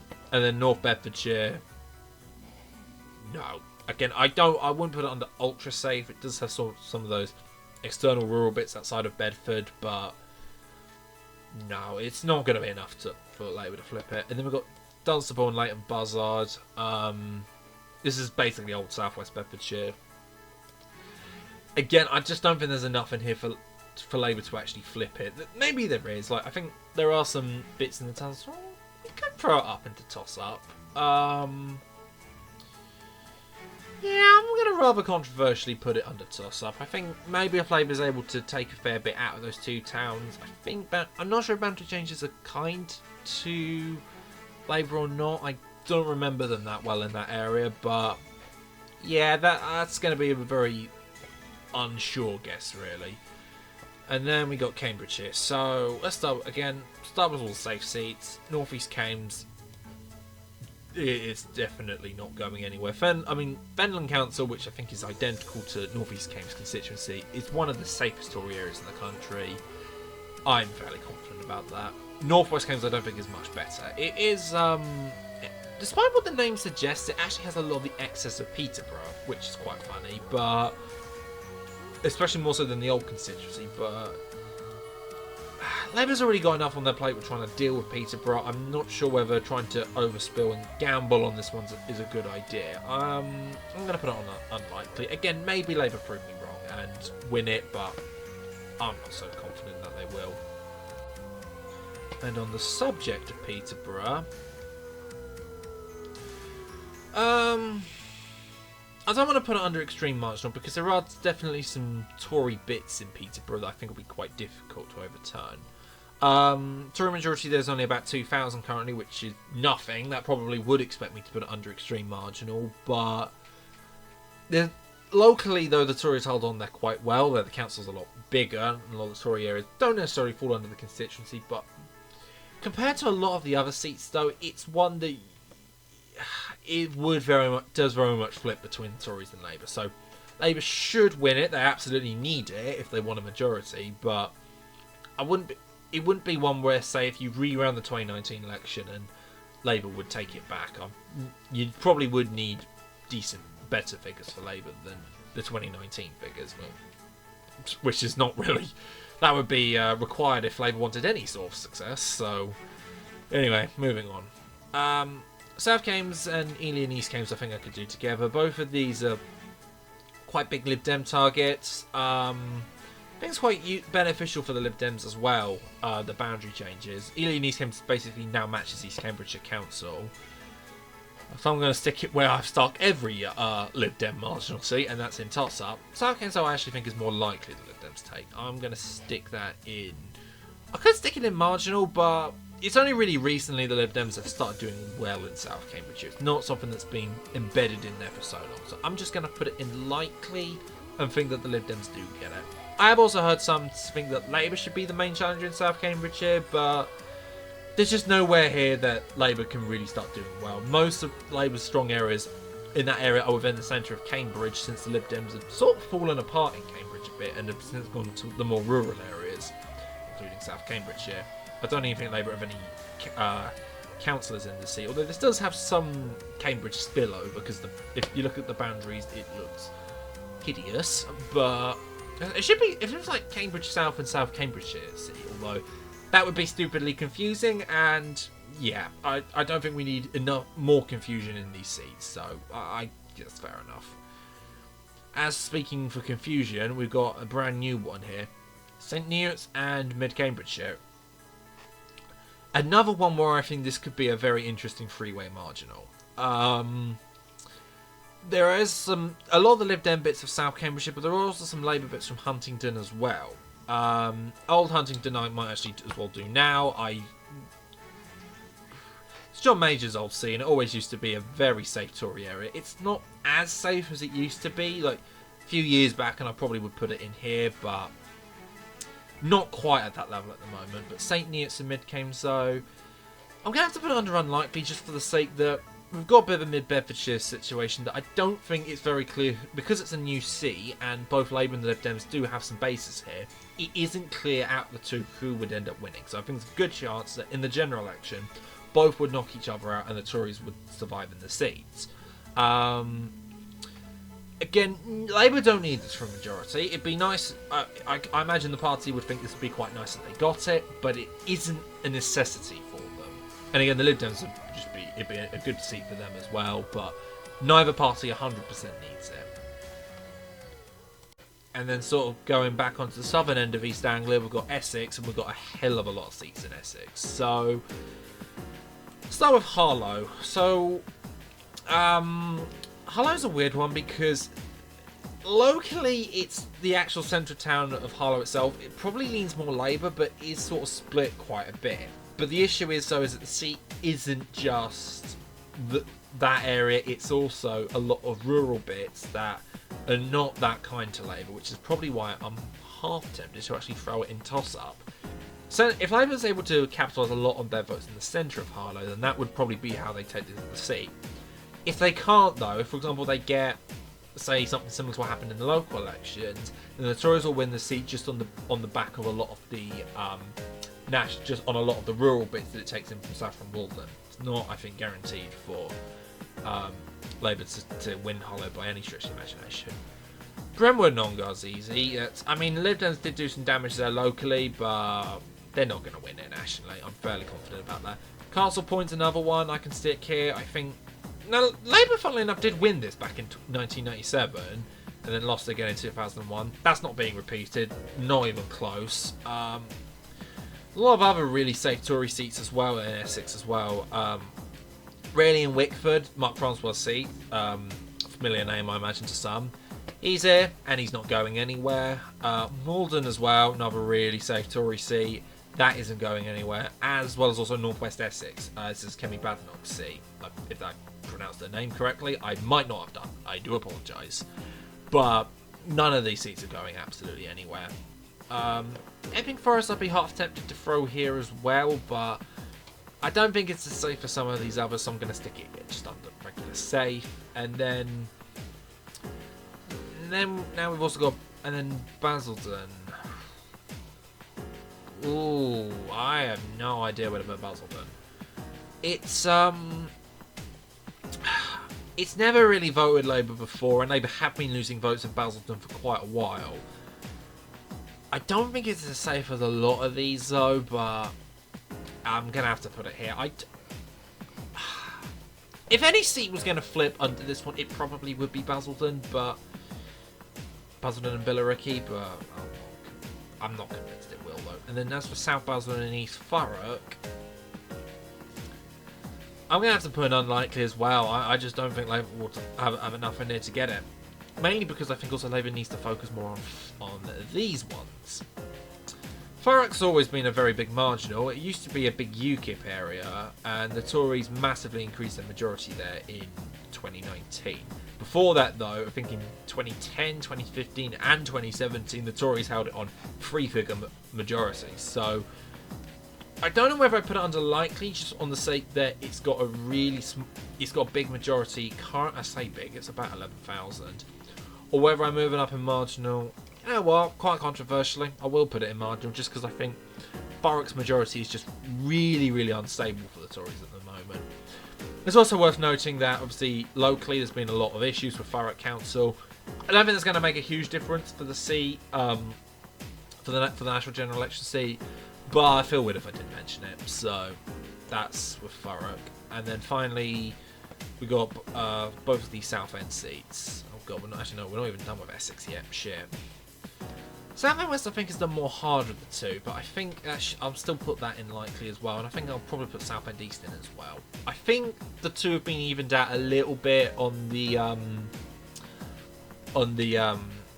boundary changes, but again I think there's still two seats that they probably need if they want a majority. Probably more so South and East and West. Actually I'll put this one ahead because I think that one is more likely to flip, but I'm not 100% convinced at the end of the day. I think if one flips, the other will, and if vice versa if they don't. Getting a bit dark in this room now. Yeah, so this is how long this is taking. This is probably a few hours long at this point, which is not really what I was expecting. But let's just get through some of the rest of the Essex seats. So, Clacton, no. There have been rumours about whether Reform do well here, or whether like Nigel Farage comes back. No, it's not happening. Tories will survive in Clacton. Witham, Priti Patel seat. The only reason why I'm putting this in safe rather than ultra safe is that A, there might be some people that more specifically want to just vote against Priti Patel, but also secondly, it does have some excess of Colchester in, which is the only reason why I'm putting this in safe, but it's not going to flip, if I'm being honest. Speaking of Colchester, I can put this one in marginal. I mean, its majority is about the same as something like Stevenage or Thurrock, but Labour's never historically done well in Colchester. Normally it's been the Lib Dems, and I think locally it's sort of a bit of both, but I think, to be honest though, there's a lot of the Lib Dem vote I think is folded into Labour over time in Colchester, so I think that's what's more likely going to stick there. So yeah, I'm not 100% convinced that I think the Lib Dems all of the Lib Dem vote I think would fold in, but most of it should.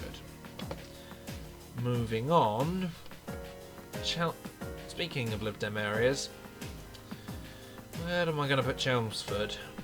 Probably where I've stuck every other Lib Dem place. Oh my god, I've put so many in the toss-up area.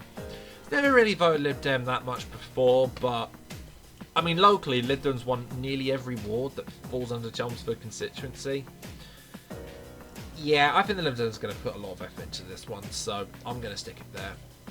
Braintree, James Cleverly C. No, I'm not convinced that's going anywhere. Harwich and North Essex. So, theoretically, the predecessor seat for this did vote Labour, but boundaries weren't as kind, were more kinder to Labour than they are now. The new ones are also a bit kinder to Labour than the old ones. Some Tory bits, or the more rural Tory bits, are lost to Clacton. And I think also a lot of Labour's base is in the centre of Harwich, which normally I think is quite solidly Labour, or at least it certainly will be at the time of the next election.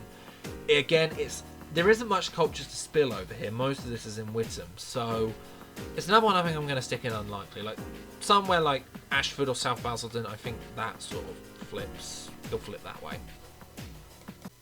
Okay, Suffolk. My end of the world. Sort of. West Suffolk, Matt Hancock's old seat. This is soon to be the seat of a guy called Nick Timothy, one of Theresa May's old advisors.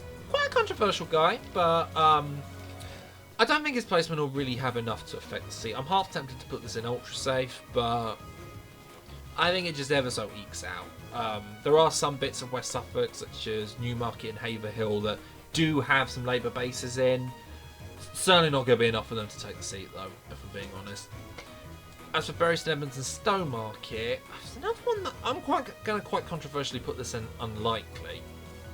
It's not. There are some strong Labour bits within the centre of Bury St Edmunds. Stowmarket is a big Green area. Obviously, Mid Suffolk Council, which is where the Greens won in the last local elections, a lot of their games were in Stowmarket. Big stronghold for the Greens, or at least it now is. So that is probably going to be where some of that vote could fold into Labour, but it's the hope of Labour needs to hope that that vote share does fold into. And again, it's not just those two towns. There are still some rural bits, but it's going to be interesting, I think. But personally, I think the Tories still hold on to it. As for the rest of Suffolk, so Waveney Valley, this is actually a very interesting one because the Greens are heavily targeting this. It's got a lot of green areas gained in Mid-Suffolk Council, as I sort of mentioned. Some of them were also in Stowmarket. A lot of the more rural ones are here. It's got some of the green gains in East Suffolk as well. And ironically enough, I actually do think the Greens have a half a shot here. Obviously, this is mainly because if the Tories were sort of on an election where they were sort of equal footing with Labour, and they were sort of doing all right nationally, I wouldn't expect the Tories to win this. I'm not 100% convinced the Greens will take it, though, because I don't know how much that local support is going to carry over nationally. Labour won't target it, the Lib Dems won't target it, so it would be entirely on the Greens if they want to make waves in Waveney Valley, but it is going to depend, really. I'm not 100% sure that the Greens will win it, so I think it belongs in toss-up. As for some others, Lowestoft. The so-called constituency named after the Waveney effect, which is what I like to describe for seats that have used to be quite strong bellwethers, marginals, and have since quite erratically switched over to the Tories, more so in recent elections.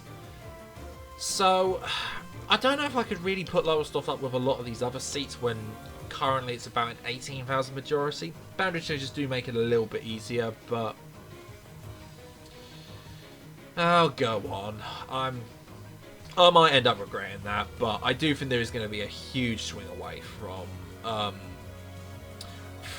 the Tories to Labour there, so that is probably going to be my guess.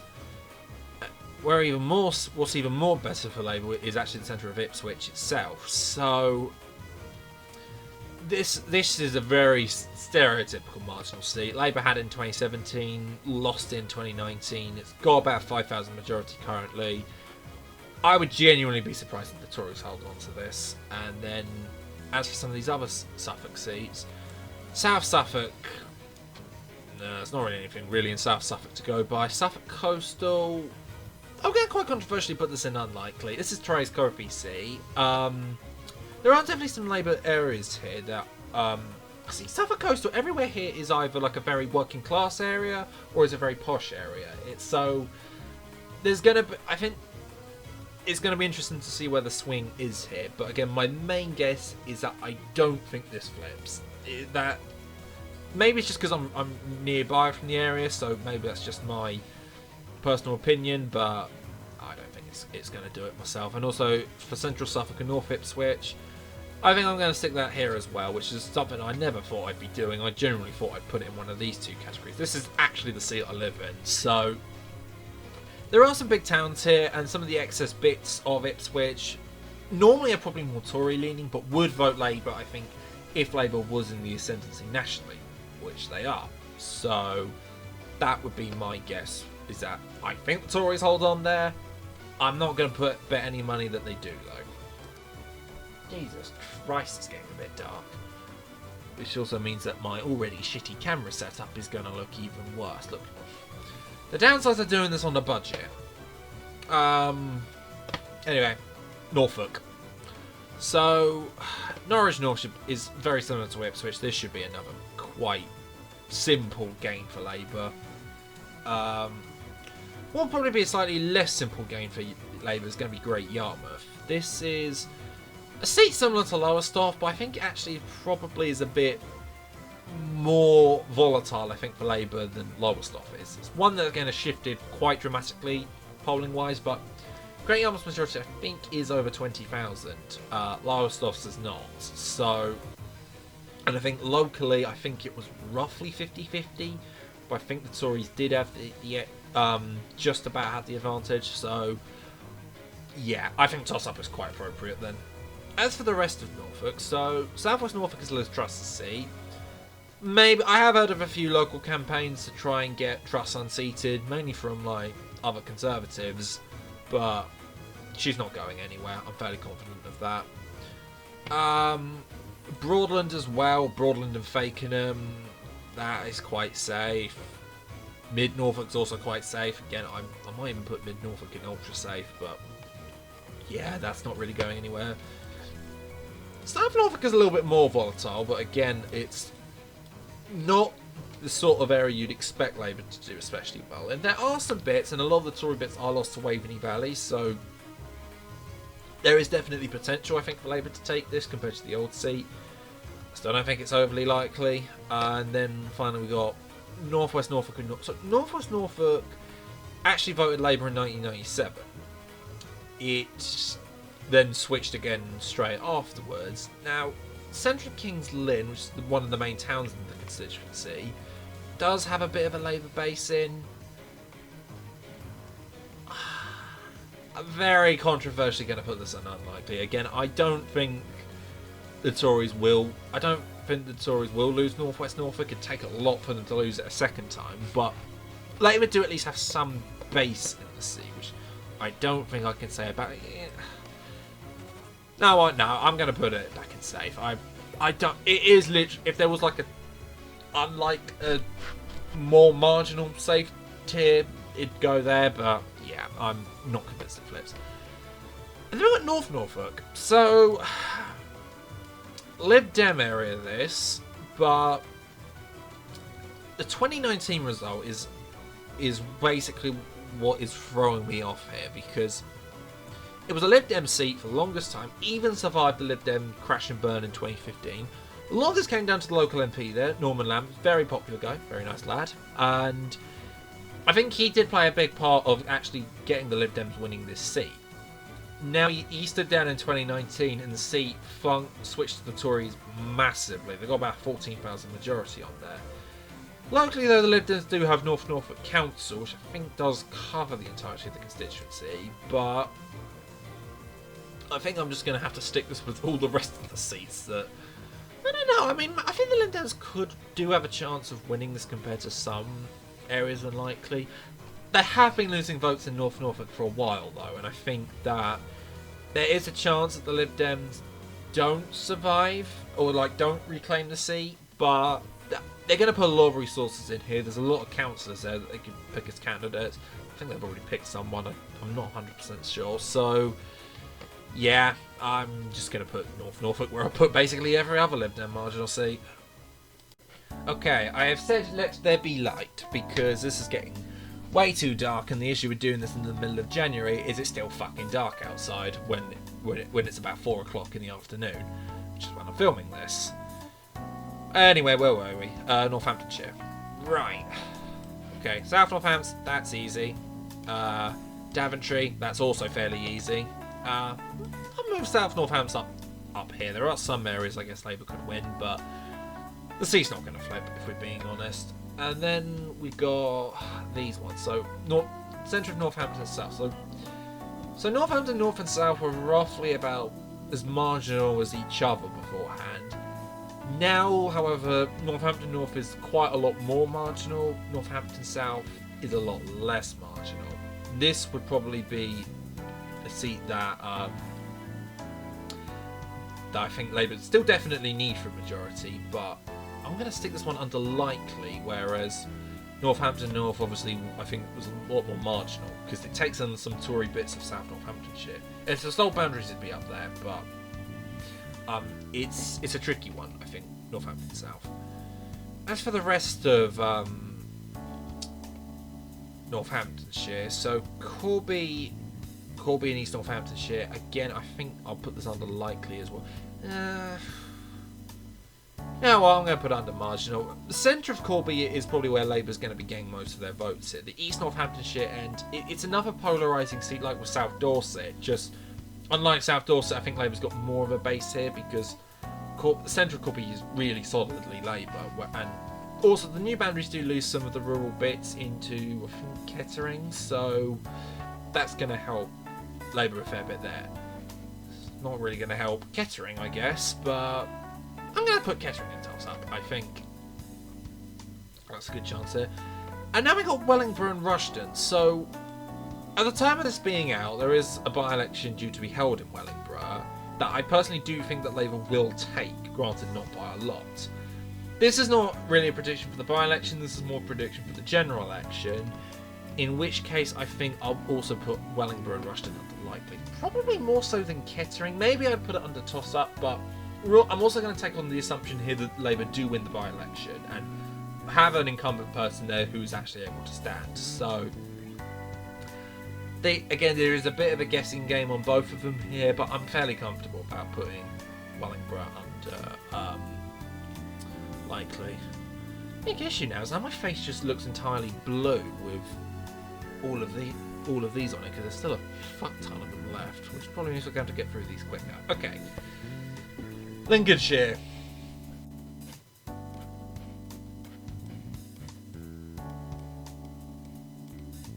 I think not much more needs to be said there. South London-Deepings, this one is actually the safest Tory constituency, so yeah, it's not going anywhere. If I did have to pick a more marginal of these ones, it would be Gainsborough, because it's identical to West Lindsey Council area, which the Lib Dems did do fairly well in. Then they're very close to having the council. It's not going to translate though in the national election. As for Lincoln though, this is definitely much more up Labour's alley, and I'm going to stick with something marginal. Similar seat to Ipswich really. Also voted Labour in 2017 and lost again in 19, so there's definitely work there that I think Labour should get Lincoln, and they definitely need it if they want a majority. Moving on to, I guess Rutland's not really Leicester.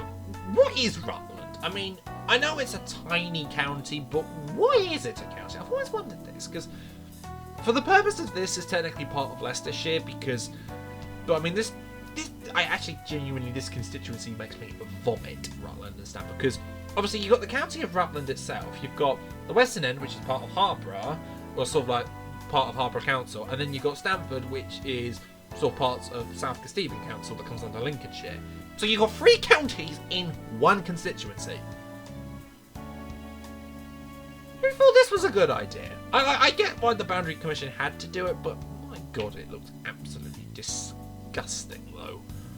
Like, this is an insult to geography, and a poor place, because Rutland might be middle of nowhere, but that's not a place really. Big old lake in the middle. Anyway, yeah, no one else is winning this other than the Tories. As for everywhere else in Leicestershire, Melton and Siston, I think there is some possibility that Labour could take this, but I'm going to stick with a lot of these other seats. My expectation is the Tories win this. Melton is not really a Labour stronghold whatsoever. Siston is a bit from Charnwood that Labour could be a bit better in, but it need a big swing. I'm not convinced that Labour take it. Loughborough, on the other hand, Labour should be taking this. I'm going to stick it under likely, or do we go marginal? I don't actually remember Loughborough's majority. I think it's in 4 figures, so I'll stick under marginal. As for everything else in Leicestershire, South Leicestershire is not going anywhere. Northwest Leicestershire, Andrew Bridgensea, which he's said that he's hoping to stand as an independent here. So, taking that into mind, the fact that there is a good chance he splits the vote, I'm probably going to somewhat optimistically put this in likely, because if he's there, and if he splits the vote quite a Tory bit, he might not at all, he might get like absolutely nothing, then I think there is a good chance that Labour could sneak in on a split vote. Tories lost a bit here in the council as well, in North West Leicestershire, so definitely a potential. And then, as for the rest of the seats, Harborough, Oby and Wigston. Labour would need to eat a lot of the Lib Dem vote in Oby and Wigston, and probably some in Market Harborough as well. Again, I'm not super confident that Labour take it, though. It's too much, I think, too much vote that they'd have to take, really. Hinckley and Bosworth could probably be a Lib Dem area, but I don't feel comfortable putting it with all of my other Lib Dem collection here, so let's just stick that in unlikely. And then Mid Leicestershire, I'm after to put in safe. I mean, Old Charnwood was not really going to be a main Labour target. This is just a weird seat, Mid Leicestershire, so I'm fairly confident of just putting that in safe. Okay, we're finally really getting into the centre of the Midlands here, so Nottinghamshire. So I think that, like, the higher up, the more northern we're getting, I feel like probably the quicker this can end, because I mean, we're making progress. So that's for Nottinghamshire. So that's Gedling. Yeah, I'm actually going to put Gedling in extreme marginal. It's about this is probably going to fill up a little bit more in a bit, as we saw getting into Red Wall seats and that. Gedling's got about 600 majority currently. There's 100% no way the Tories hold on to it. As for some other seats, so Mansfield's got a massive Tory majority currently, but it is probably one of the most unstable seats here. They took it in 2017 off about 1,000 majority, and it just went up massively in 2019. I guess because of how big the majority is, I don't think I can reasonably put it in marginal, but if I can put Lowestoft in likely, I think I can put Mansfield in likely as well. Mansfield's definitely more likely to put than Lowestoft, in my opinion. Also, to join it, I'll put Bassetlaw. This, I think, is the biggest Labour to Tory switch in 2019. About 15,000 majority at the moment. It's probably a bit too big for me to comfortably put it in marginal, because technically, on paper, it doesn't look to be one, but it's a very unstable majority here, so I'm quite comfortable putting Bassetlaw under likely. The other thing on camera. Don't know what I was going to say there. Let's look at some other seats here. So Newark. I'm actually going to put Newark under safe. It's for the main reason that Labour already has their work cut out for them in Nottinghamshire, that I think this will probably be the last seat they go after. Because currently Labour want essentially every seat in Nottinghamshire, and all they've got at the moment are the 3 in Nottingham. So that's easily going to be the hardest for Labour to try and take back. As for some of these others, Sherwood Forest is a bit more marginal, but I think I could probably put this under likely as well, but it's not as going to... I don't think it's going to flip as much as, say, Bassetlaw or Mansfield would, but again, it's another seat I think that Labour definitely need if they want a majority, and it has got that Waveney effect applied to it, which, as I said, is essentially Tory seats that are very Tory now, but didn't used to be, let's say, about 10 years ago. As for some of these other areas, so Broxtowe, Labour should win this easily. I'll put this under marginal. Similarly, we've also got Rushcliffe, which 7,000 majority is not... I'm actually going to put this under likely, which feels weird, right next to Bassetlaw, even though its majority is quite literally half of Bassetlaw's. Bassetlaw's about 14k, Rushcliffe's about 7k. The problem with Rushcliffe, though, is that this is quite a normal solid Tory area. The 7,000 majority, I think, is quite unusual for the seat. It's an area that voted Remain, so that might explain why Labour did surprisingly well there. And also, this used to be Ken Clark's seat. There's a good chance that he had a bit of a personal popularity there, which is probably why the seat hasn't flipped as much. But even in the local elections, though, it was still one of the few Tory councils that remain Tory. So the only reason why it's in there is that it's because the majority is 7,000. If it was about 12, 13,000, I'd probably put it in one of these two, if I'm being honest. And then to finish off Nottinghamshire, so we've got Ashfield. So Lee Anderson's seat, this. This should be quite... You'd think this would be quite a straightforward Tory to Labour switch. With one caveat, though. there are very strong independents here in Ashfield. They have essentially almost every seat on the council. Oh dear, I lost it. And they've and so they're actually some of the few independent groups that's actually had a strong appearance on national elections as well. They actually beat Labour in 2019, taking a lot of their votes that actually they got rather than Anderson. I still think it'd be under marginal. I'm not 100% sure whether the Ashford Indies would have enough to actually take the seat. I think it's more likely Labour takes it than they do. I'm pretty confident though that Lee Anderson will not be an MP this time after the next election, to say the least. Moving on elsewhere, we've got Derbyshire. So, Bolsover, Dennis Skinner's old seat. I'm half tempted to put this in extreme marginal actually, because a lot of these other seats have generally been normal flipping seats, and Ashfield is only really because of the Ashfield Indies. This should easily go back to Labour. Also, even without Dennis Skinner being there, who I imagine did get a lot of popular vote himself, really, until he lost the seat. As for everything else in Derbyshire, so North East Dars is a very similar case to Mansfield, is that the seat is about 13,000 majority at the moment, because it flipped drastically like that way in 2019. Labour took this council back quite comfortably. I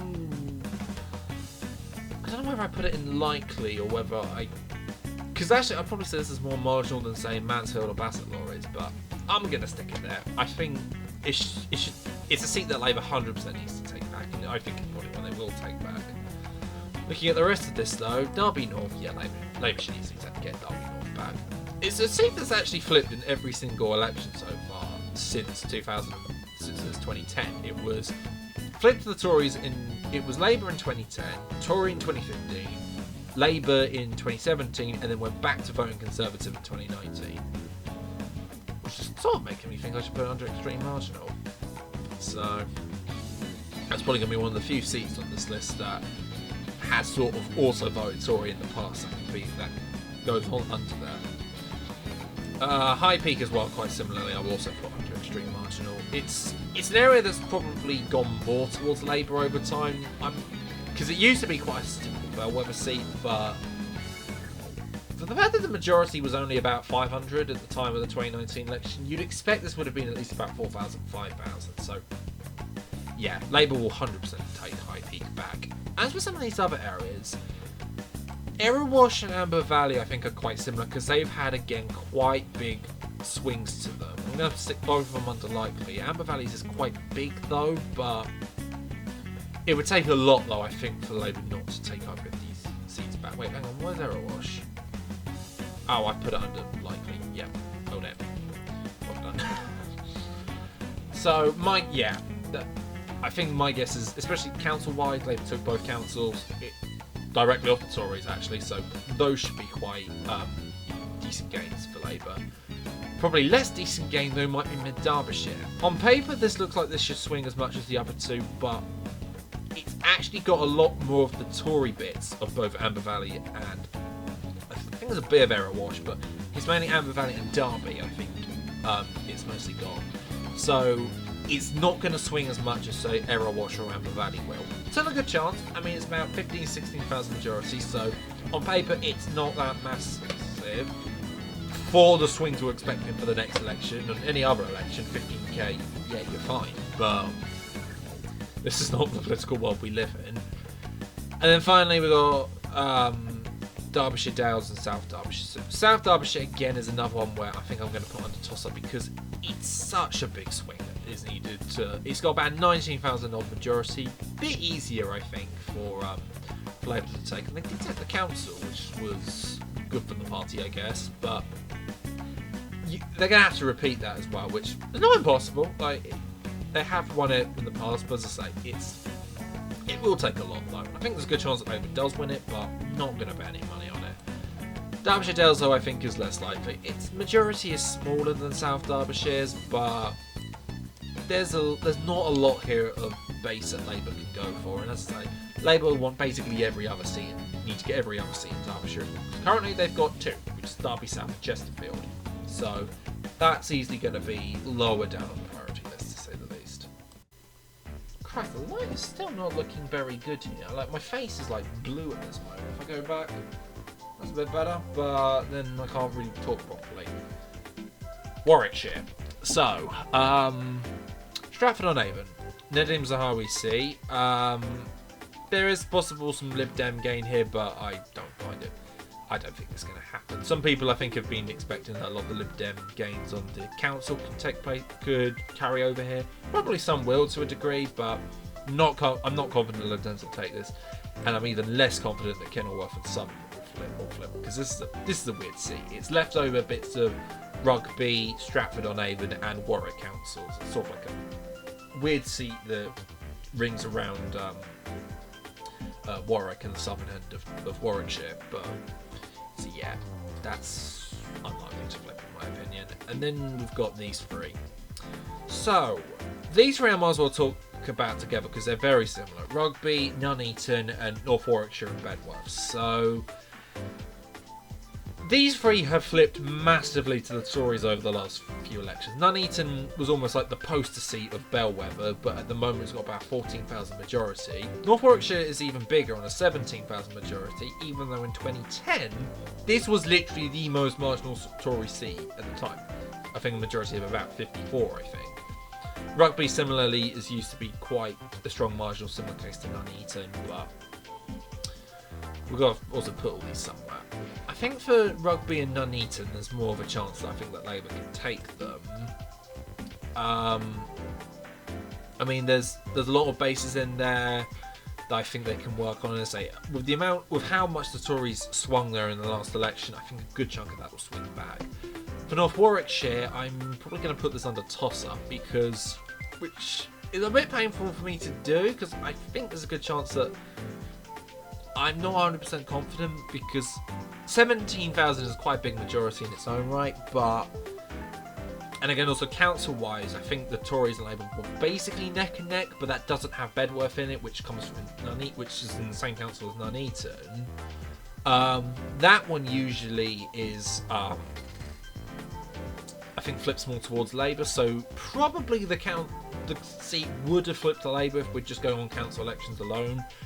But only just though, in which case toss-up is perfect. I mean, Bedworth wasn't up last year's local council elections, but if we're taking an assumption of whatever else in the area was, it'd probably be about 50-50 for North Warwickshire. Which also then brings us on to the West Midlands. Aldridge Brownhills I can just put under ultra safe. It's the one seat in the West Midlands the Tories will survive in. Actually no, it's probably about one of a few seats because neither of these Solihull seats are really going to be going anywhere. I know the Lib Dems used to do quite well in Solihull, Western Shirley, which Solihull as it was known then.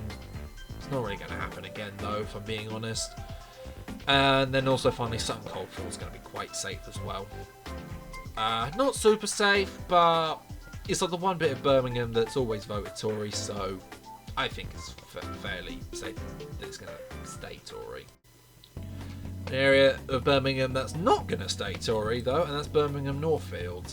So this was sort of a surprise this even really switched to the Tories in 2019 anyway. It's about 1,000 odd majority. It's easily flipping back. As for some of these other seats, so Wolverhampton West, a certain Tory MP here by the name of Stuart Anderson has decided he wants to go for a much safer seat and leave this one to dust on the basis he probably doesn't think he'll win it. He's gone for South Shropshire, which I'll get onto in a minute, and to be honest, he is probably right. He wouldn't win this seat. I'm going to stick this one under marginal because it's old when Wolverhampton South West has flipped a few times the Tories. It did in 2010. Normally it votes Labour though, so I'll put it under marginal for now. And then Wolverhampton North East gets a bit trickier for the boundary changes, so I'm going to stick this one under marginal as well. Because it takes a bit of... Actually, I might move Wolverhampton West under to extreme marginal. Because this one does take some Tory bits in from Walsall North, but it won't be enough for the Tories to hold the seat. Speaking of Walsall, this... good old Walsall and Blockage. Blockwich. I hate it when place names do this because you never know whether you pronounce the W or not. I'm gonna go with Blockage, like something is blocked, like the, yeah, you know what I mean.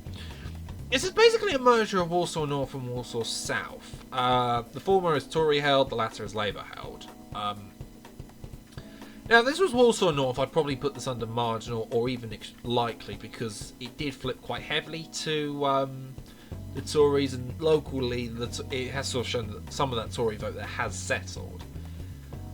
However, we're not dealing with Walsall North, we're dealing with this one, which is very much a split between the two seats, and thus I'm a half tempted just to put this under extreme marginal, because I think if this seat existed at the time of 2019, I'm guessing it would have been one of Labour's losses, and it probably would have been quite an example constituency of Labour's losses in the West Midlands, alongside some of these seats which actually Labour did lose, including West Bromwich and Tipton and Wednesbury. Technically this is West Bromwich East and West respectively, just with new names and some different boundaries.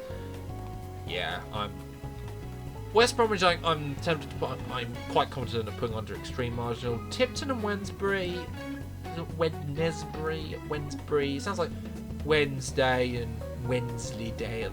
No, it does not sound like Wensleydale. A bit of Wednesbury, Gromit. Okay, I can't do a Scooby-Doo impression and I can't do a Wallace and Gromit impression. Let's just stick to the polling.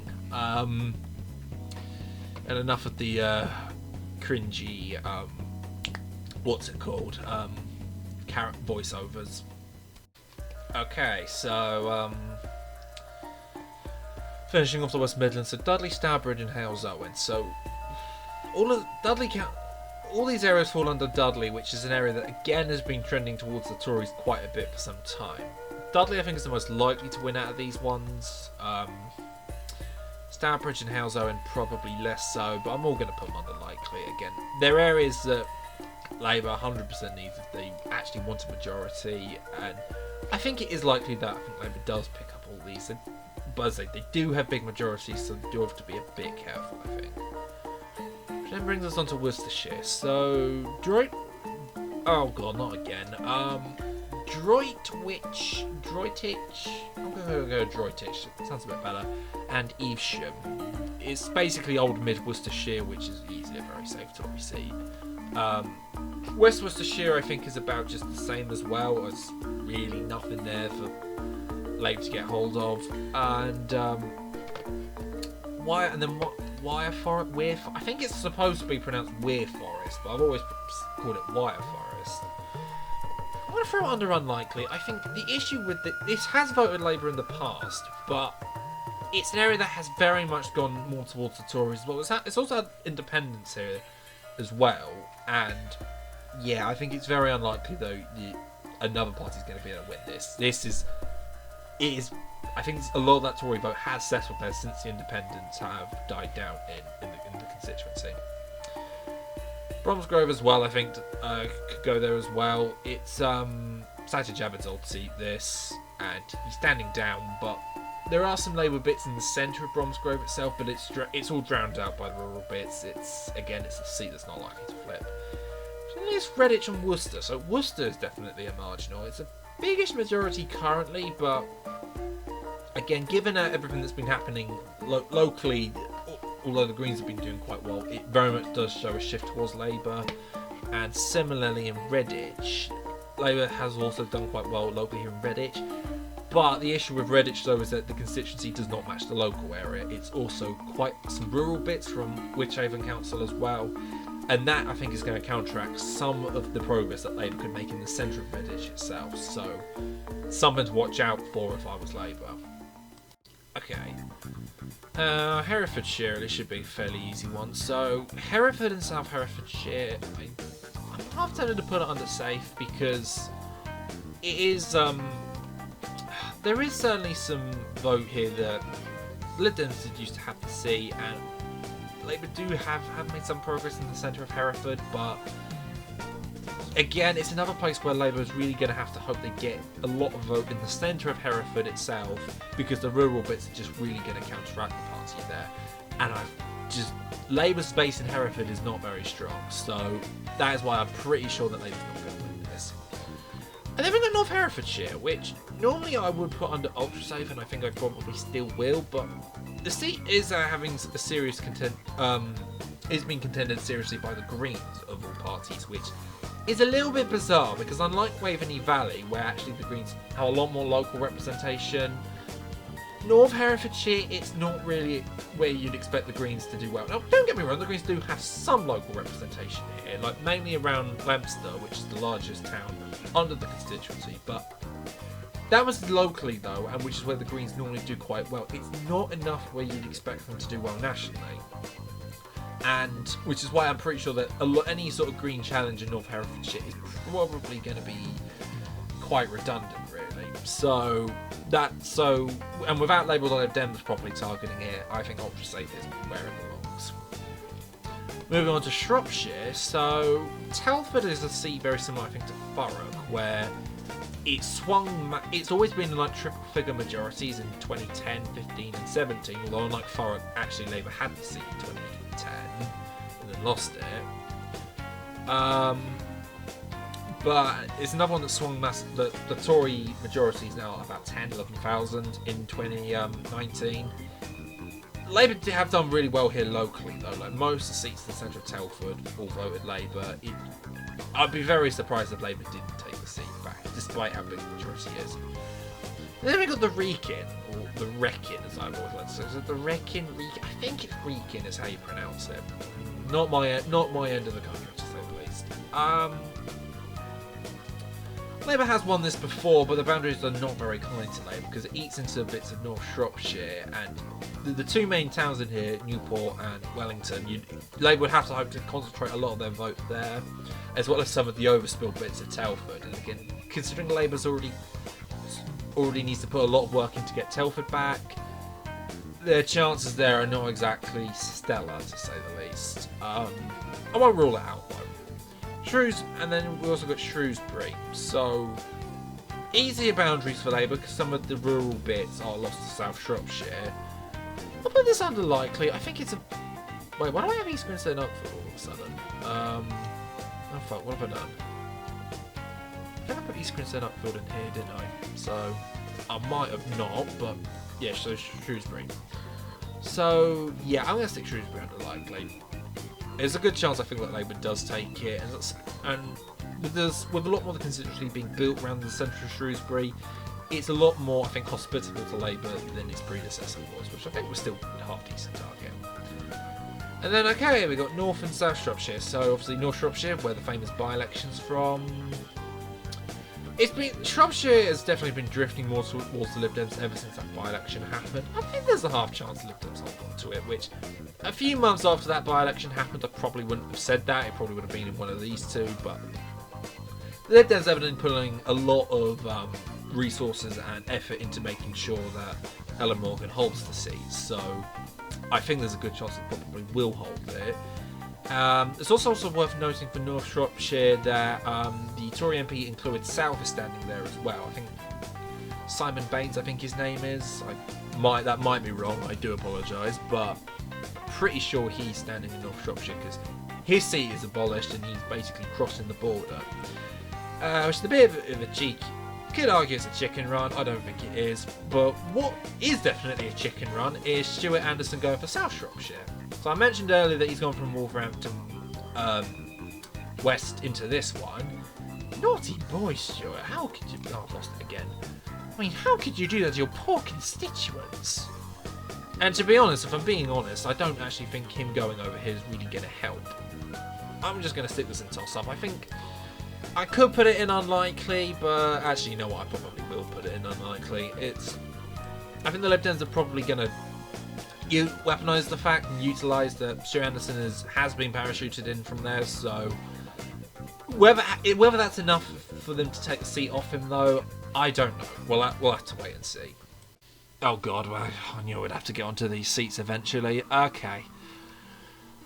So now we move on to the county where I think the Boundary Commission has basically committed complete crimes against geography here. Starting with the very unwieldily named King, Swinford and South Staffordshire, which is a seat that looked absolutely abhorrent. I mean, if I get the boundaries of the map up, I mean, look at it!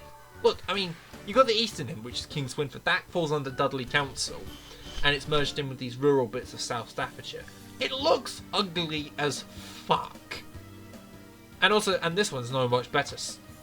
Actually, no, not even much better. It's worse. So, Stone, Great Worley, and Penkridge. All three of those names that come under the constituency are from three different former constituencies. Stone is from Stone. Great Worley came under South Staffordshire, and Penkridge came under Stafford. And it basically snakes up entirely through the county. I don't know why they just didn't call it Mid Staffordshire. If they really wanted to go forward with this name, why didn't they just call it Mid Staffordshire? I mean, they did it in Buckinghamshire. I do not like these constituencies at all. They are absolutely... Not the places themselves. I'm sure the places themselves are lovely places. I've never been there myself. Maybe I should go there, but... My God, like, why do they look like this? I don't even feel bad for the people of this one. They've got Gavin Williamson as their MP, and he ain't going to be moving anywhere. Neither is this one. The guy in Dudley South is standing here, which half of his old seat is in the constituency for some reason. So that is fair enough that he's standing there himself. As for the rest of Staffordshire, which I think they've committed much less crimes against geography, we've got Cannock Chase. If I had to say what the biggest seat that I think is likely, to be flipped in the general election, it's going to be this one.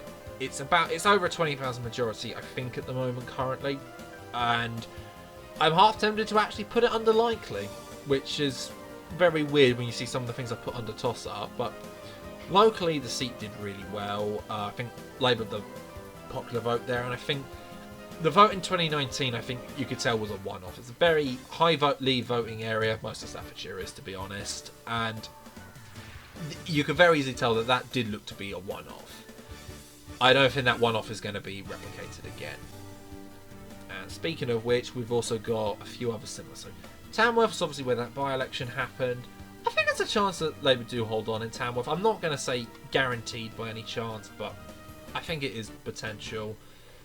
And then also Stafford as well, I think that belongs in likely as well. It's a similar case to Aylesbury, where the new constituency takes off its old rural bits and puts it into this mess.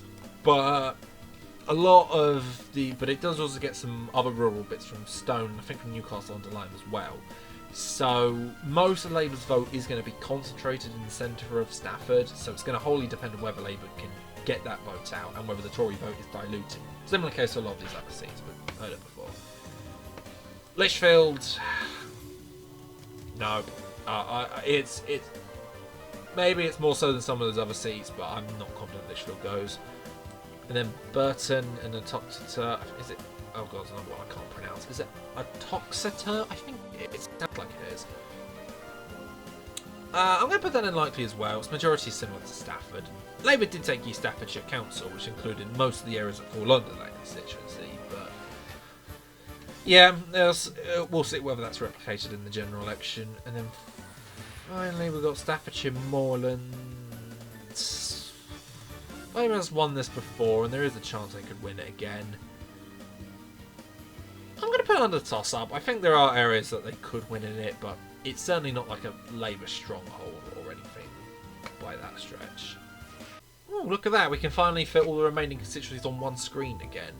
Fabulous. And since it's getting dark outside, my face is looking blue as hell thanks to all this. It's going to be interesting seeing this from back to forth, or if someone's just clicking here again to see what happens in Stoke-on-Trent. Yeah, they're going to see like my face is just blue out of nowhere. It's like a...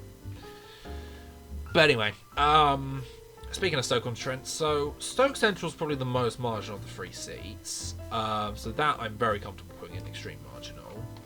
Stoke North is a bit more so.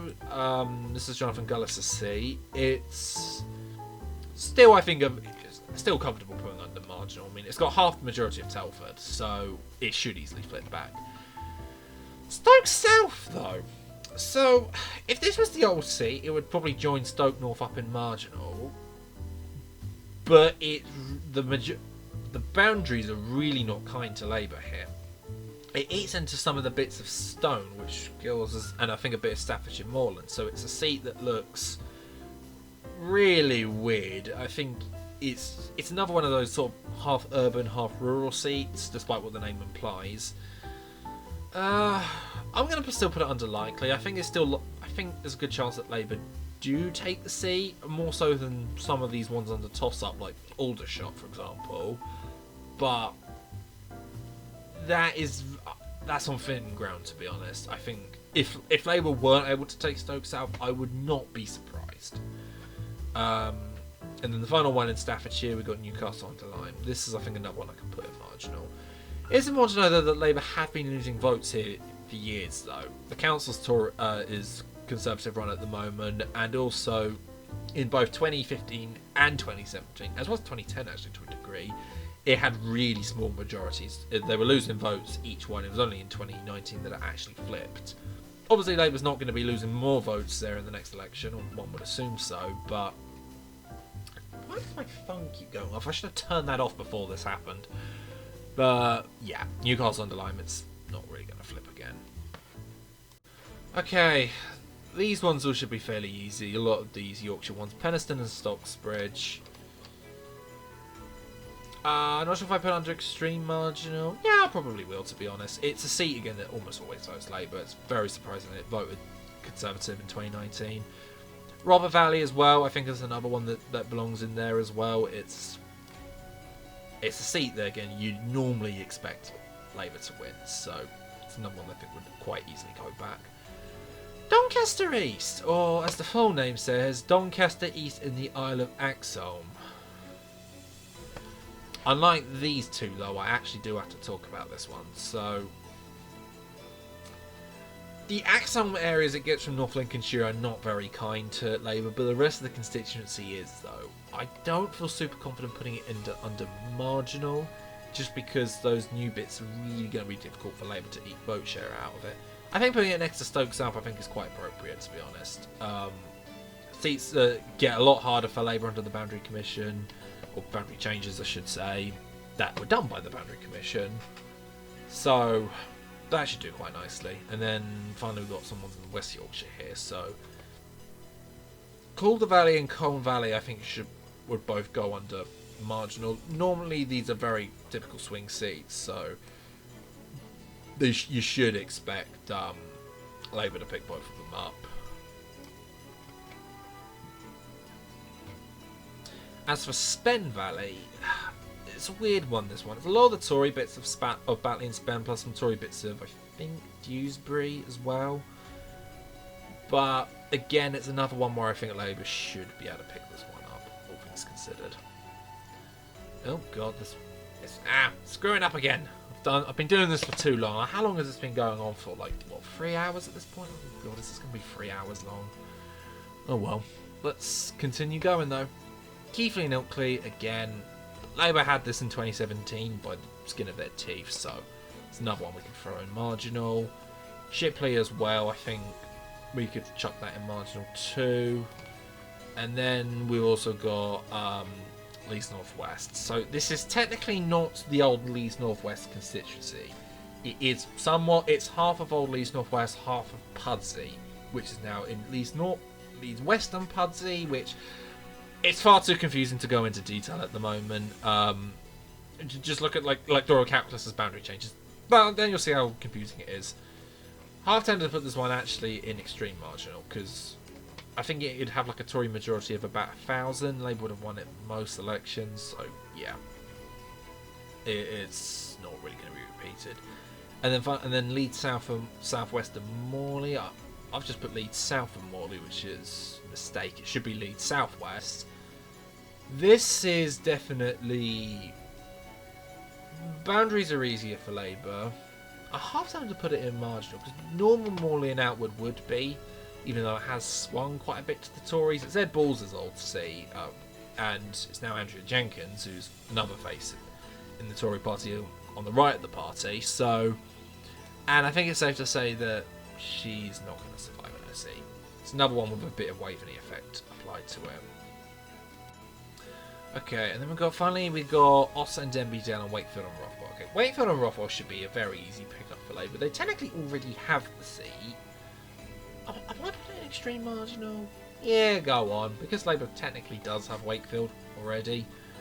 And then Ossett and Denby Dale, this is going to be a bit trickier. It's about 10-11,000 majority. Should still be picked up by Labour though, if we're being honest. It's a weird seat that's, I think, made up of bits of Dewsbury, bits of Wakefield. I think it has a bit of Huddersfield in as well, so it's a weird mishmash seat that sort of goes between Kirklees and Wakefield, so it's one of those weird ones. Okay, moving on to the East Riding of Yorkshire, or Humberside, I guess is the old name it goes. Okay, Brillington under Walls, this is Old East Yorkshire. No, this isn't going anywhere. Neither is Beverley and Holderness. These two seats are about the same safeness. Some I know have had him flip one but not the other, but no, I wouldn't say either's going. And also I'll throw Gould and Pocklington in there as well, which is Old Halton, Price and Howden, if we're looking at closest constituencies.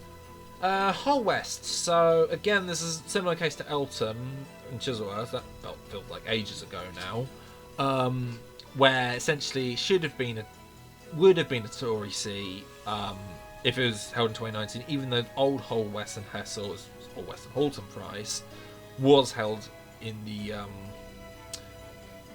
even though I've lost my train of thought there. So Hull West, so obviously Hull West and Halton Price would have been Tory in 2019 if it was on the new boundaries. Old boundaries, obviously, it would have been a Labour seat. So yeah, I'm going to stick that one under extreme marginal because I think it's safe to say Tories are not going to win it back again.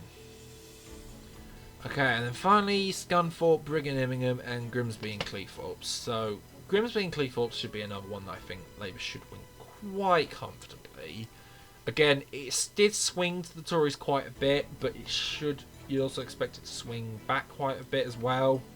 Scunthorpe as well, quite similarly. A lot of Labour.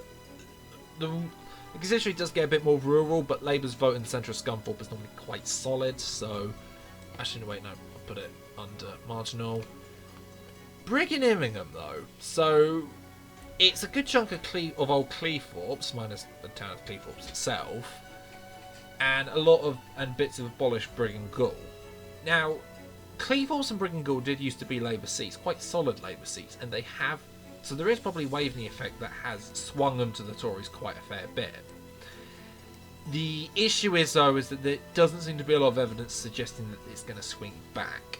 Labour struggled a fair bit in North and North East Lincolnshire that's actually had this bit of the constituency in, and it has very much been a very gradual increase. So whilst I do think there's going to be a pretty big swing against the Tories towards Labour at the next election, despite the fact that it is as safe as some of these other ones in ultra safe, I don't think I can put this. Actually, I'm gonna put it in unlikely.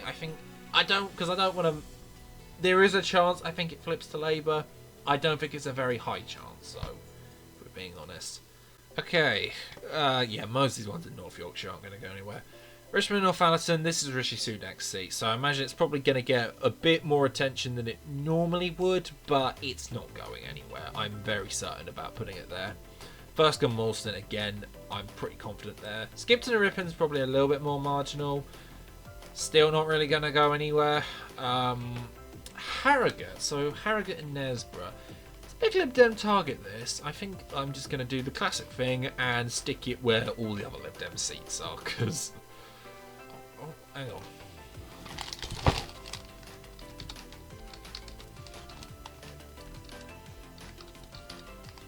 There we go. That sounds better.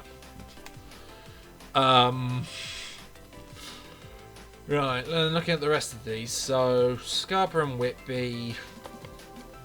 I'll put this under likely. I think it's not the most Labour-leaning seat, but it is one that I think Labour should pick up if they're hoping to get a majority. Wetherby and Easingwold. It's sort of a newish seat.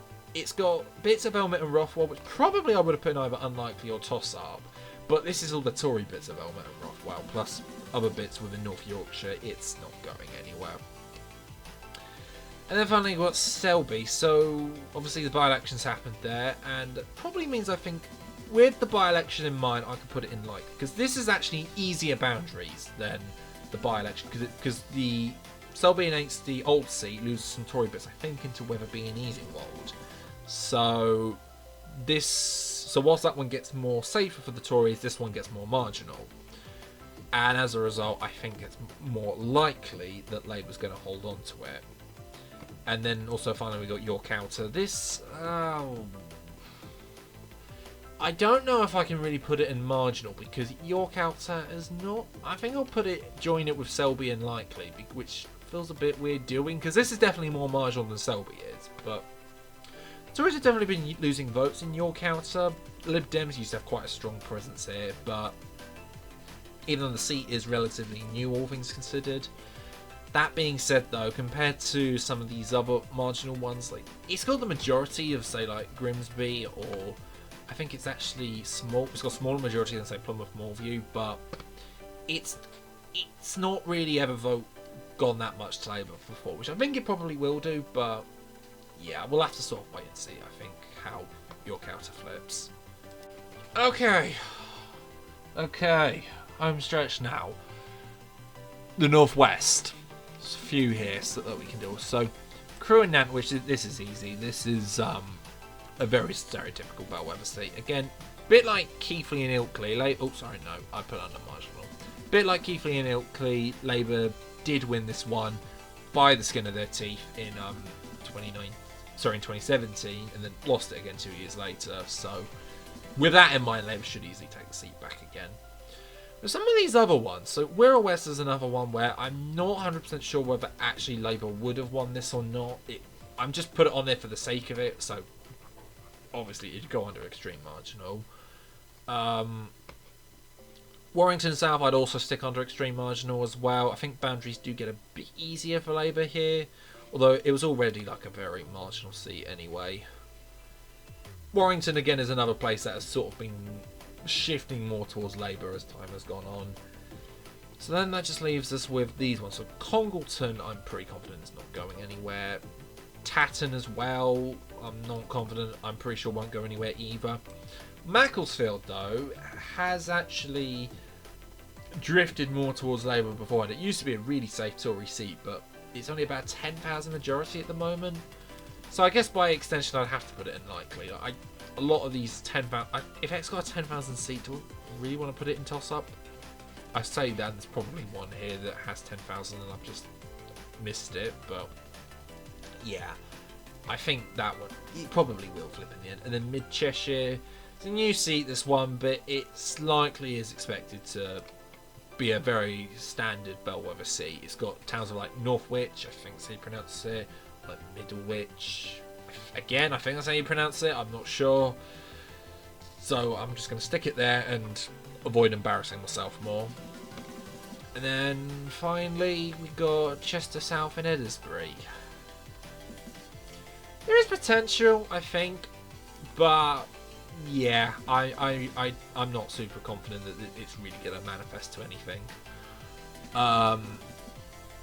As I say, some of the already Laboury bits in Eddisbury have gone into Mid-Cheshire, and again, so it's going to depend on the bits that are in Chester, like the Chester South bit of the seat, which I just don't think is going to be enough to carry it, because there's a lot more rural bits than there are urban bits of the seat. And whilst I'm here, I'll also do the one seat in Merseyside, which is Southport. An odd seat, because again, it's been a Tory Lib Dem marginal for a while. Like Lib Dems had it even in 2015, and then in 2017 it turned into a Tory Labour marginal. So I guess I'll put it in with the rest of the marginal seats. Oh dear God, this is a bit top heavy. Just thinking. Oh well. Okay, so now we've got some Manchester seats. Okay, Bury South is easy. That is easily goes under extreme marginal. I think it probably is the most extreme marginal of extreme marginals. Even forgetting the fact that obviously the ex-Tory MP there defected to Labour and is now Labour's candidate, even ignoring that out of the equation, it would probably easily flip to Labour anyway. And Bury North as well, quite similarly. It's normally more of a bellwethery seat, Bury North, but I mean, the seat has literally a majority of about 105, I think it is. Like, how do you expect me to put that over, say, some of these other seats in extreme marginal? I can't really. So, with that in mind, let's look at some others. Bolton North East again, also I think probably goes up there. So does also Lee and Atherton. Why am I scrolling so much? This is not good. And there we go. I think most of those ones will go under extreme marginal because, again, it was a surprise that the Tories even won some of those seats anyway, so I'm fairly comfortable putting those in there. God, I've been going at this for a while. It's also worth noting that Haywood and Middleton is not on here because it is expected that Labour would have taken the seat under the new notional boundaries. If it was still on here and we were dealing with the new seats, then yeah, I'd obviously stick it right up at the top here with extreme marginal. And scrolling all the way back down, let's look at... what one should we do first? Let's look at Bolton West first. A seat that's generally been... It's another one that's flipped towards the Tories quite a bit, even locally, where bits of Bolton have, and I think a lot of them have been in this seat. I'm still going to put it under marginal. I think, again, it's still a seat that Labour 100% need. They were very close in 2017, and actually had the seat in 2010. Again, not by a lot. It was only like 90 odd votes there, so it's not. That one does flip around a little bit more. The one that doesn't flip around as much, though, and that's Altrincham and Sale West. Graham Brady's seat, the chair of the 22 committee, or at least it was. It won't be. He's standing down, but it's only got about 6,000 majority. But it's never really voted Labour before. But I do think that could be changing because Labour in Trafford Council has never. Labour's always been sort of split the Tories within Trafford, whereas Trafford is sort of an area of Manchester is very much more going towards Labour than it has been the Tories. So I am tempted to put this under marginal next to Bolton West, even though I don't think the swing is going to be as big as, say, the one in Bolton West will be. And then finishing off Manchester, we've got 2 seats in Stockport that the Lib Dems will probably be going after. And again, I think I'll put... Do I put them under extreme marginal? I'll put them under marginal. Lib Dems would start doing really well here, like locally, and the Tories much less so. So I would be, again, very surprised if the Tories did not lose both of these, I think, to say the least. Looking on at Lancashire, which seems to be the majority of these ones left. Burnley, I should very easily swing back to Labour, I think. That goes under extreme marginal. Hindburn, I think, is a little bit of a bigger majority, and also Labour has had a few problems here locally. So I don't think I'd put it under extreme marginal, even though I think its majority... It's only about 1,000 though. You know what, yeah. I'm just going to say, it's, a lot of local factors aren't always the reasoning, so that one I'll stick there. And then, what one should we go for next? Rosendale, again, I'm going to stick this one under... Actually, I'll put it under marginal. Rosendale, again, Labour started doing quite well in, and Darwin as well. I think Labour could get a few more votes there as well. I think it just... I'm not sure if it takes like some excess bits of Blackburn as well, which obviously is a very safe Labour area, but it is what it is.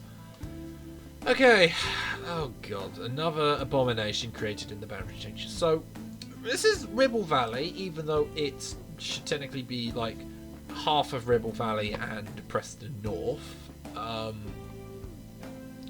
There's some potential here and maybe some of the Northern Preston bits, but again, it's another case where the majority isn't that big on paper, but it's not. There's nowhere really in the constituency to swing it, because like its main town of Clitheroe within Ribble Valley is in, well, Pendle and Clitheroe, which actually makes, ironically enough, makes this seat more safer for the Tories.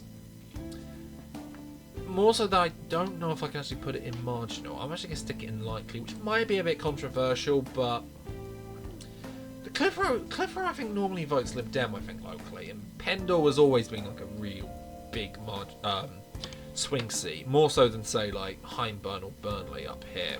So that's going to be my guess that happens with Pendle as well. Again, not enough of the Tories to hold on to it, but again, it's not going to be a huge one, I don't think. As for other seats here, so South Ribble, it's about 11-12,000 majority. Not sure if I can put it under marginal compared to some of those other ones. I'm going to put it under likely next to Penland Road. It's a big majority there physically at the moment. Has sort of swung up there a bit naturally. But again, Labour has started doing quite well in South Ribble, which is what you'd expect if they were going to take the general election seat. And then we go, okay, Field. Is it Field? I've always called it Field. Is it Filed? I'm not going to dig myself that hole. I'm just going to stick it in safe and move on. Again, there's just not really a lot in there that Labour can go for. And again, they've got other seats to go for as well. Including Lancaster and Wyres, or Lancaster and Weir. There we go. Pronunciations. So, I guess I should put it in extreme marginal, because this is technically Lancaster and Fleetwood, but it's taken in a lot of bits from Weir and Preston North, or Wyre and Preston North again, however you pronounce it, I don't know. So I think that is probably what's ended up switching it more towards the Tories. But again, this is only based on the 2019 notionals. That's not going to be repeated in next election, although actually, no one. Do I bring it down a notch? No, I'm not going to. I'm going to keep it there, which again might seem a bit odd, but yeah. As for the other seat in Lancaster, we got Morecambe and Lonsdale. Not very kind to Labour, this seat. It does get a lot of bits from South Lakeland, or Old Westmoreland and Lonsdale. And again, it does, I think, lose some other bits to Lancaster and Wyre. Might do. I might have that wrong, but I'm going to stick under likely, because it still has a... Again, the boundary changes do shoot it up a bit, but again, it's a seat I'd still be very surprised if Labour didn't take. A lot of the areas of Labour's strong areas in the seat are still there. Which then basically moves us on to Blackpool North and Fleetwood and Blackpool South. So, Blackpool South easily. There is possibly going to be a by-election here, depending on if Scott Benton's appeal fails, which it likely will, which will lead to a recall petition. So, yeah, and I think the general consensus on an expected Blackpool South by-election is that Labour 100% wins it, and even if it wasn't in a by-election, yeah, there's no way the Tories hold on in Blackpool South. And Blackpool North, on the other hand, so the northern ends of Blackpool do help the Tories. There are more Tory ends of Blackpool. But Fleetwood, though, which is the area that added on to the constituency, is not particularly Tory friendly. It's more of a Labour area. So with that in mind, I think I'd probably stick it under marginal. It's... Ironically, though, despite gaining sort of Labour-leaning Fleetwood, it's about as marginal as old Blackpool. Yeah, so after I was in the middle of talking, the camera decided it wanted to break and freeze. So basically I was just talking about how Blackpool North is equal to Blackpool Cleveland's on average, but yeah, I probably need a better setup for this, don't I? Anyway, let's continue to when the camera actually started working again. So yeah, that was Blackpool North. Let's see what else we got on here. Okay, we're into some of the last ones. So Cumbria. So Westmoreland and Lonsdale. The boundaries again are really not kind to the Lib Dems here. But again, I'd be very surprised if they somehow didn't win the seat. As for the others, Barrow and Furness should be a Labour pickup, but it's a Labour. There's a big majority there currently. It's about 6,000, 7,000. Does get a bit harder, I think, for Labour in the boundaries. I don't think I can put it under extreme marginal. I'm going to stick it under marginal. And then for these other ones, Whitehaven and Workington, I could actually technically stick this under. It's old Copeland, but with Workington added in.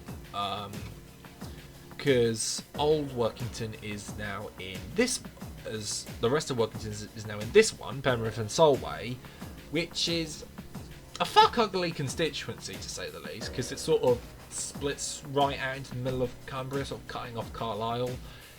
Considering the fact that Cumbria is normally an area that's been split in two, both historically and in its current councils, Cumberland and then Westmoreland. This sort of breaks that a little bit. I don't like it. But if I am to be honest, though, it's another one I think I'll put in likely. Like, if we're talking Old Workington, it'd probably be in marginal. But Penrith and Solway, though, the bits it gets from Penrith and the border, which is a broken up seat that it eats into, it doesn't make the seat very likely. But it's about 13,000 majority for a seat that Labour's usually had quite a strong presence in, so it should be a seat that Labour goes for. Under say this was the 2015 election, it'd probably be quite an important marginal. It would. And then as for Carlisle, I always used to pronounce it Carlisle because I generally had no idea how to pronounce it. But Carlisle again, I think I'll stick under marginal. It's does get a bit more rural in the boundaries, so it does go up a bit from like 8,000, I think, to about 10,000. But it's another seat that I think should flip towards Labour. Like its previous majorities have all been really, really small. Okay, then that just leaves us with the North East and with Wales, which hopefully I can get onto. So, starting with Middlesbrough South and East Cleveland, Simon Clark's seat. And again, it's been another one that's sort of swung away from Labour quite a bit, but I'm going to stick it in marginal, which might be a bit odd. Like, there is a part of me that thinks I should stick it in likely, but yeah, alright. Its majority is about the same as Penrith and Solway, so that's going to be my justification. Redcar gets... This should be a very easy, straightforward Labour pickup. It was one I think it was either the largest Labour majority overturned in 2019, or it was either second most to leave. So I don't remember which way round those two were. But yeah, there's no way the Tories hold on to them. And then we've got Stockton West. So this gets way harder for Labour to win. It takes a lot of Tory bits from Darlington, and a lot of its Labour bits go into Stockton North. I think it's about 2,000 odd majority, so it's another one I think that I think this case here is very similar to Stoke South. It's very unfriendly boundary changes, whereas the Labour was most likely to win the old seat. I mean, Stockton South is about 5,000. Old Stockton South is about 5,000 odd majority, and again, it did vote Labour in 2017. This one definitely wouldn't have done, but it does show that probably means it would have been smaller than what it is now. But with how strong some of those Tory bits are, it's going to be difficult, I think, to Labour to win, especially compared to its predecessor seat. Speaking of Darlington, we got it here. I don't feel comfortable throwing this in extreme marginal, but I think marginal will do, and also Newton Aycliffe and Spennymoor, which is Old Sedgefield, that I think I could probably stick in marginal as well. Maybe I stick it in extreme marginal, but we'll go for marginal for now. And then finishing these off, Bishop Auckland.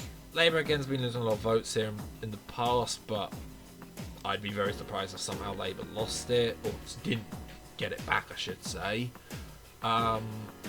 Obviously, if North West Durham was still here, I'd also probably stick that in extreme marginal. It's not, though, because they've created Blaydon and Consett, which actually benefits Labour to their degree, and it's a seat that looks absolutely...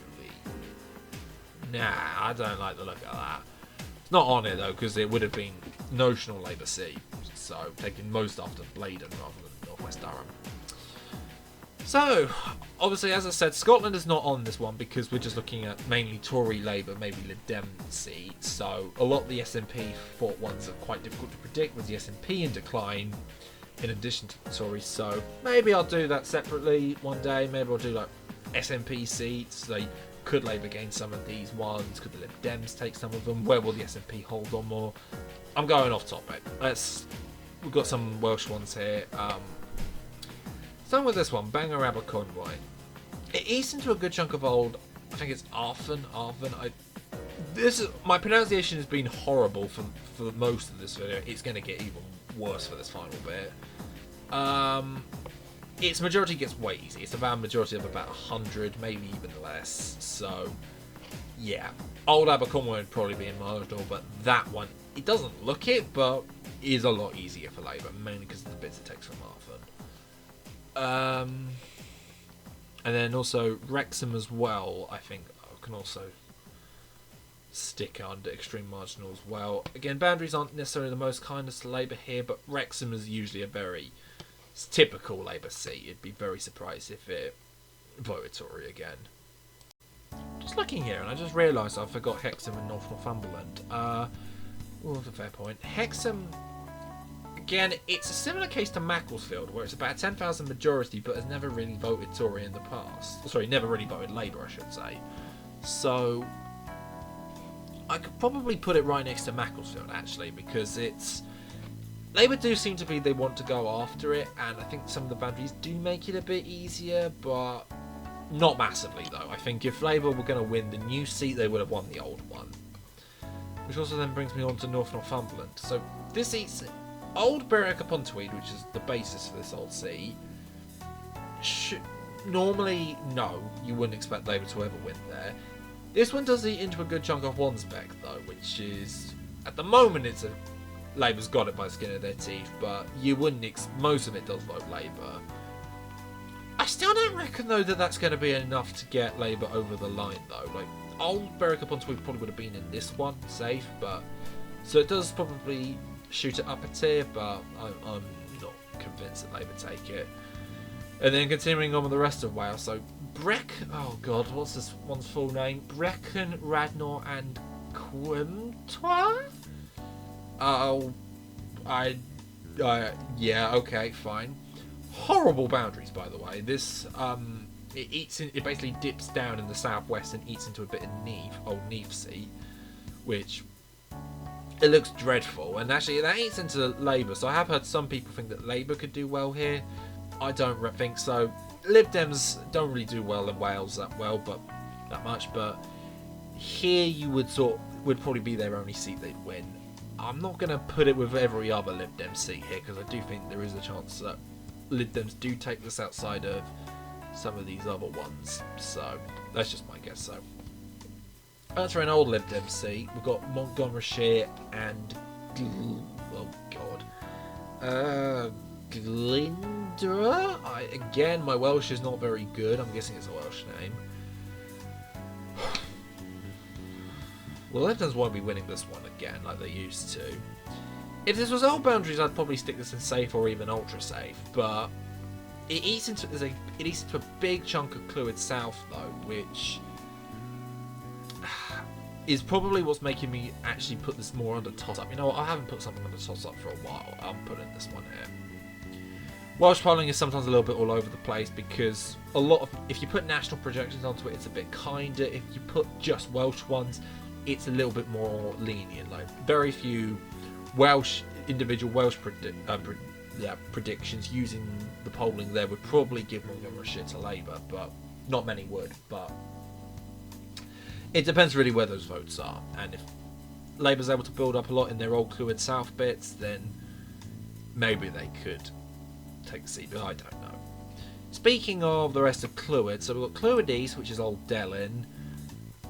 Yeah, I think the boundaries do make it a little bit harder for Labour, but that still doesn't stop me from sticking it in here.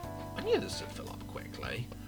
And then, as for Clwyd North, oh god, this is another really stupid seat with the boundary changes. But, I mean, to be honest, Wales lost a total of 8 seats, so I guess corners had to be cut somewhere, but was this really the best way to do it?